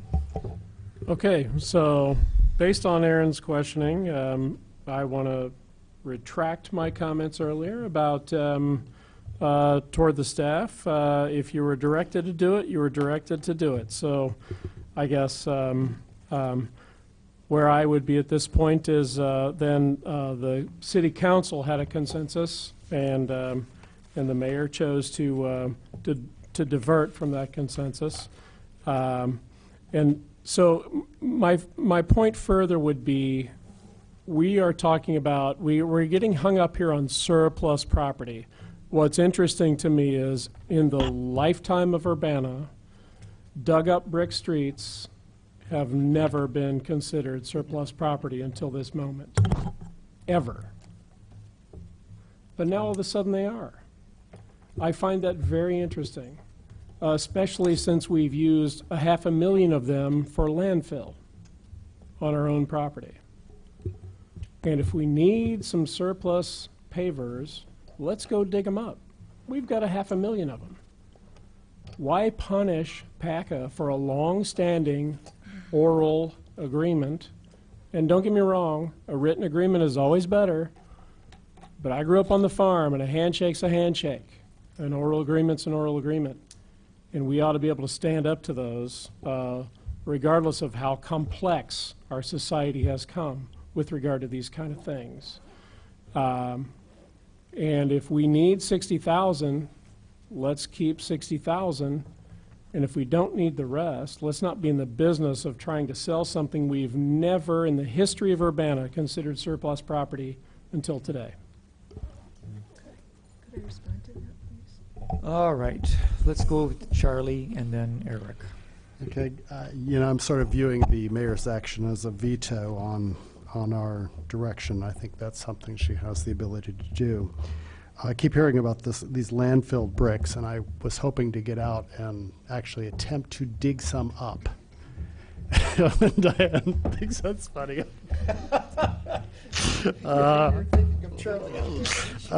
Well, no, seriously. You know, I've heard estimates of $250,000. I've heard estimates, you know, of $500,000. We really don't know what was landfilled out there. It's mixed with a lot of dirt. So, I mean, the issue was, you know, nobody was thinking about saving pavers for bricks when Beckman was built and all those streets were torn up. It was just gotten rid of in the most expedient way possible and landfilled in our site. So, I mean, if there's something to be done, one thing would be to do is go try to estimate the number of bricks that are out there. Maybe Paul wants another little project here. We can go estimate the number of bricks and see if they can actually be mined. More seriously, though, a question for Bill would be, what happens 50 years from now when the bricks are, you know, basically the bricks are eventually going to disintegrate. If we want to maintain brick streets, are we going to convert to the new approved standard heavy-duty brick, which is literally only half the size of our current bricks, but has a cement base underneath it? So you're saying what happens when we exhaust our supply of pavers and, Yeah, and we need 50 years from yeah, now we're repairing bricks? Well, I would gladly cede that answer to the next city engineer, I guess. But you can buy, for the record, you can buy brick pavers. I mean, it's not like they don't exist. I mean, yeah, but they're not of the same thickness. I've looked it up. They're 3.25 inches, and they're just simply not rated to the same level. Folks, there are brick paver streets built today, okay, with brand new brick pavers. So, I mean, we're preserving. That's what PAC is all about. That's what we're trying to attempt to do here, is preserve those pavers on the current brick streets that we have in the city. If we had 0 brick pavers and we had to do a street, rebuild a street, like, you know, pick a brick street that needs work on, there's several, then we would have to go out on the open market and buy brand new brick pavers. That's what we would do. And yeah, there's a certain design that you use, and we would incorporate that with a good concrete base, et cetera. But it's not like the end of the world happens if we run out of brick pavers. You know, it's just amazing to me, all the discussion for 4 nights now, and I'm sorry, a little editorializing, but usually these things are done, Bob, between you and I, and that's the end of it. But it didn't happen that way this time. It's a shame. It didn't happen that way, and we have to drag you and the public into this, and I'm sorry. It's just a shame where this has come. But whatever you decide this evening, the direction of council, I will fulfill to the best of my ability, I'll tell you that. And that segues into my last and final comment here, which Charlie? is I asked him a question, so my last and final comment was, you know, if we had done this per the oral agreement that we had in the past, PACA would be pallet cleaning and palletizing 120,000 bricks and giving us 60,000, the 50-50 split where they do all the work. I mean, that's what I've, that was a suggestion I made earlier this evening as a possible way out of this. I mean, that would have been the way that this would have happened if Bill and Mr. Swisher had come to the usual agreement and would have been the outcome of these bricks. I've got Eric, and then I've got a question for Jim Simon. So we are a legislative body, and in the light of that, what I would suggest is that we decide what we want to do, and maybe I'm so sorry that I was in Colorado instead of here on the 27th and missed all the fun, but if what came out of that was the considered view of what this council wants to do, then I suggest that what we should direct staff to do is prepare an ordinance enabling us to do what we wish to do. And if that is to ask PACA to clean all 120,000 bricks in return for getting 60,000 of them, if that's the sense of the council, then let's write an ordinance says, yeah, that's okay. Okay, Jim, since this is called a proposal, which is the first time I've ever heard that description on any piece of information that was ever in an agenda, to me, that's a proposal is just as good as a discussion. I don't see it being a resolution. And we directed staff to bring a resolution to us, and I don't see one. I still feel like we deserve one, and I'd like to see it before we take action. Where does this leave us proposal? It seems to me that maybe we should take no action and wait for something to come back to us that we've asked the staff to do. You can't take, all you can do tonight is define what you want to send on to the council next week or some other council meeting. You are currently in the committee of the whole, and therefore you cannot take action, because technically you are not the city council. When you sit here, you are a committee that happens to be comprised of city council members. The meeting which you have discussed back and forth about giving staff direction, that vote was a complete nullity.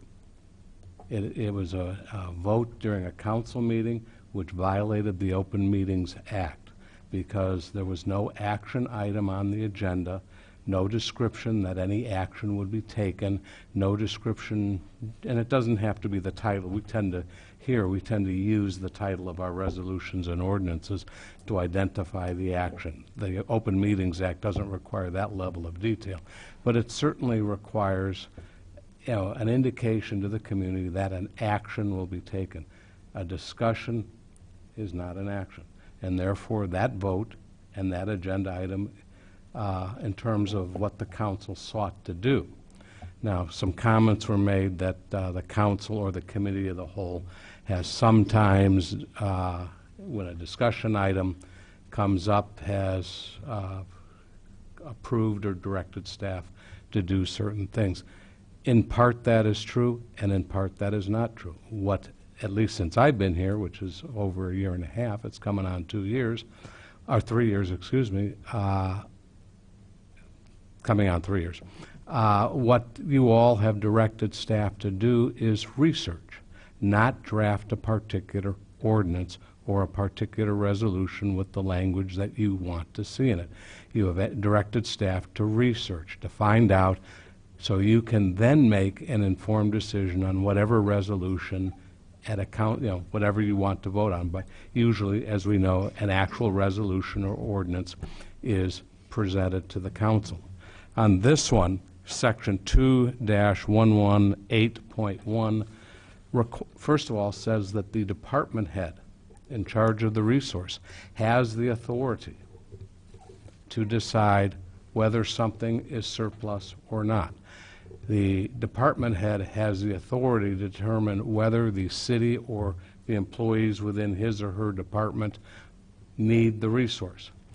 If that determination is made that the resource is not needed, the department head, with the consent of the CAO, which happens to be the mayor, because we don't have a CAO, she is our CAO, is to try to obtain the best price. That doesn't mean cash necessarily. It can be in-kind services.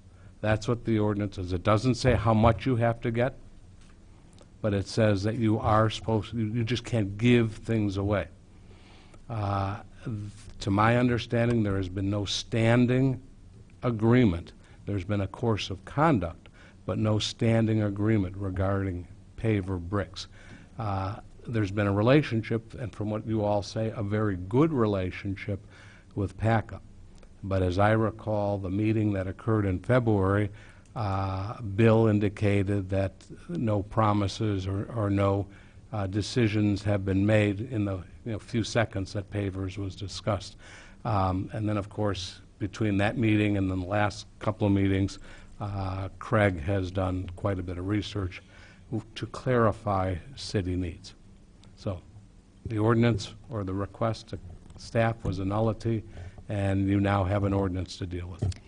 So, however, it's possible for members of the committee of the whole or the city council to draft a proposed resolution and place it on the agenda for our next committee of the whole meeting. You can vote to recommend a resolution, which would be voted now, and staff, presumably me, working with Bill, would actually draft the resolution, possibly prepare a brief memorandum. I don't think much more So needs to how be does said. that different from what we just did last time?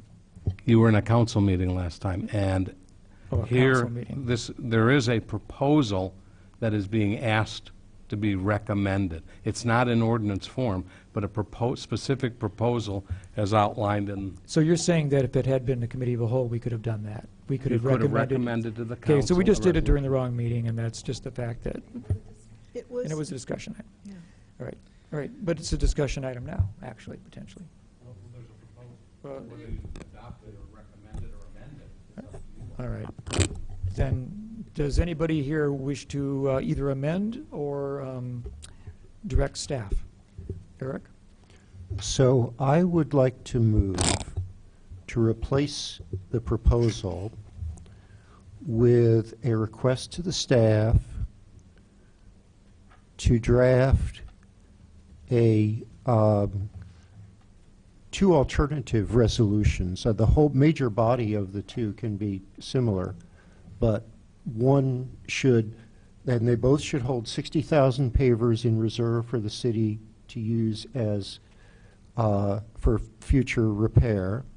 And then one of them should say that 60,000 would go to PACA in return for cleaning the 120,000.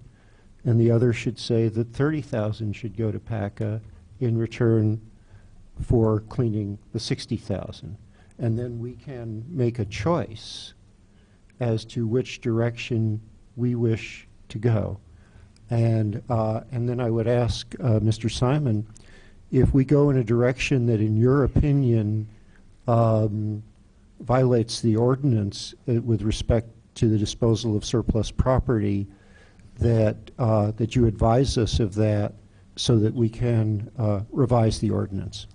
I can tell you right now, with either approach, PACA cleaning 120,000, the city keeping 60, or PACA cleaning 60,000 and the city keeping 30 and PACA getting the other 30.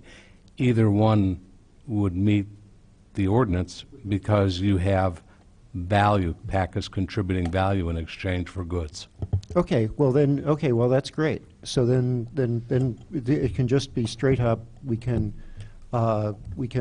decide what course of action we prefer. Okay, yeah. Diane? Bill wanted to respond. Well, Bill, do you want to respond first, and then we'll give... Yeah, I don't think this has come up in all our discussions about paver, but worth noting, getting back to the ordinance that Jim just talked about, you know, we have, before PACA even approached the city, whatever number of years ago that was, you know, when you excavated an old road, years ago, that was a lot of times landfilled. Now, we've gotten alternatives for concrete, asphalt, and brick where there's a reuse. But I want everybody to realize that in a way, it wasn't like we were giving away the pavers for PACA per se. In the beginning, when we started that arrangement, it was really avoided cost to the city to landfill. So, you know, keep that in mind. And that's a long time ago. We haven't done that, you know, but that's an avoided landfill cost back in the day. The good news is today, in the era of sustainability, that literally all aspects of road construction are reused in some fashion, as backfill or reuse as an aggregate. Recycled asphalt is reused for new asphalt and such. So, but many, many years ago, before the ability to recycle these road products, a lot of that was landfill. So it doesn't happen anymore.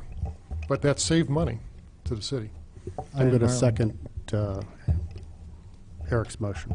Oh. So, okay, Eric's motion has been seconded by Charlie. All right, Diane Marlin. One caution I would add to Eric's motion, I'm not sure I'm going to amend it at this point, but is dealing in absolute numbers and promising absolute numbers on these pavers. I went out, I can't believe I did this, but I went out to Broadway Avenue and I counted bricks and I looked at the bricks, and you know, there's about 31 bricks across the street, and there's about 3 rows per foot. So Bill Brown tells me there's 1,300 feet of bricks to be torn up. That comes out to be about 17,000 pavers. That's assuming every one of those pavers is intact and usable, and that's not the case. A lot of them are half pavers, broken pavers, smashed pavers. There's a significant amount covered by asphalt. So where this 120,000 number came from, I'm not sure, but if we are so specific in our resolution, whatever form it takes, to promise specific amounts, we need to make sure that we can actually deliver. So I would hesitate to put numbers in whatever is drafted. I would say you get half of the remaining usable pavers, or because a lot of those pavers aren't usable now in the street, and they're more going to be broken when they're torn up. And that's all I'm going to say on this. Thanks. Okay, thank you. Aaron, Michael. So maybe a way to restate that would be, since Public Works says we need 60,000 in reserve, then maybe a friendly amendment would be to talk about two resolutions or ordinances, whatever the case may be, to be 60,000 to the city first, and then the remainder to PACA. I mean, I'll accept that as a totally friendly amendment.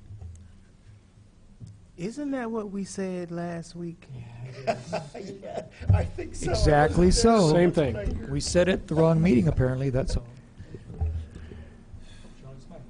The other thing to consider here is negotiating a now we're going to negotiate something written which is appropriate, so we need some float in there for,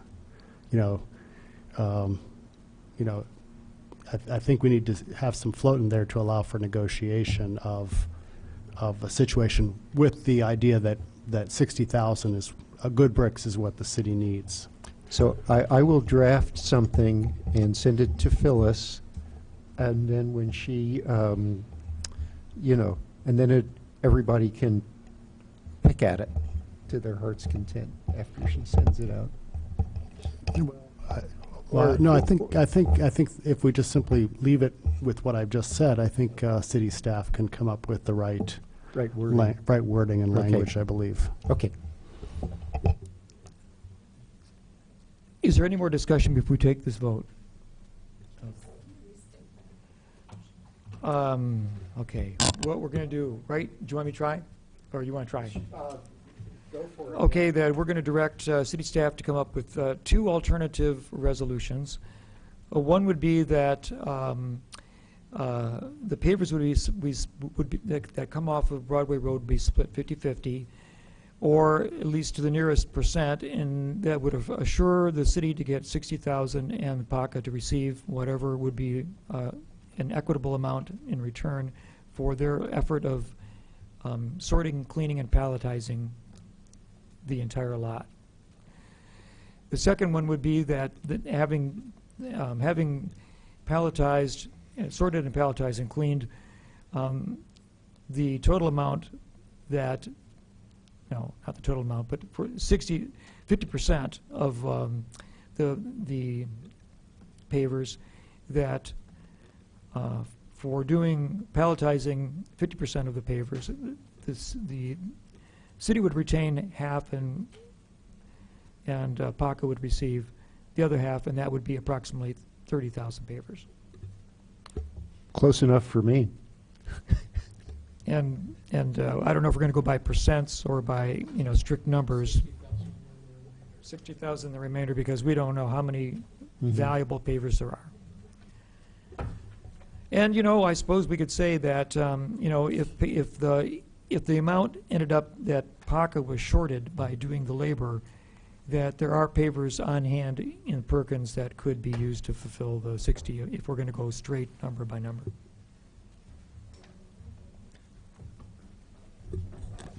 Okay, Diane Marlin. Just so I understand what I'm voting on, you're going to have two two resolutions drafted. One is basically reflecting what was in the memo we had in our packet tonight, in which PACA would end up with 30,000 or whatever close to that. Yes. The other would be PACA would get half. Yes. Which would be Closer the to direction 60. that we Okay. actually originated with All right, staff I a week ago. understand. Okay.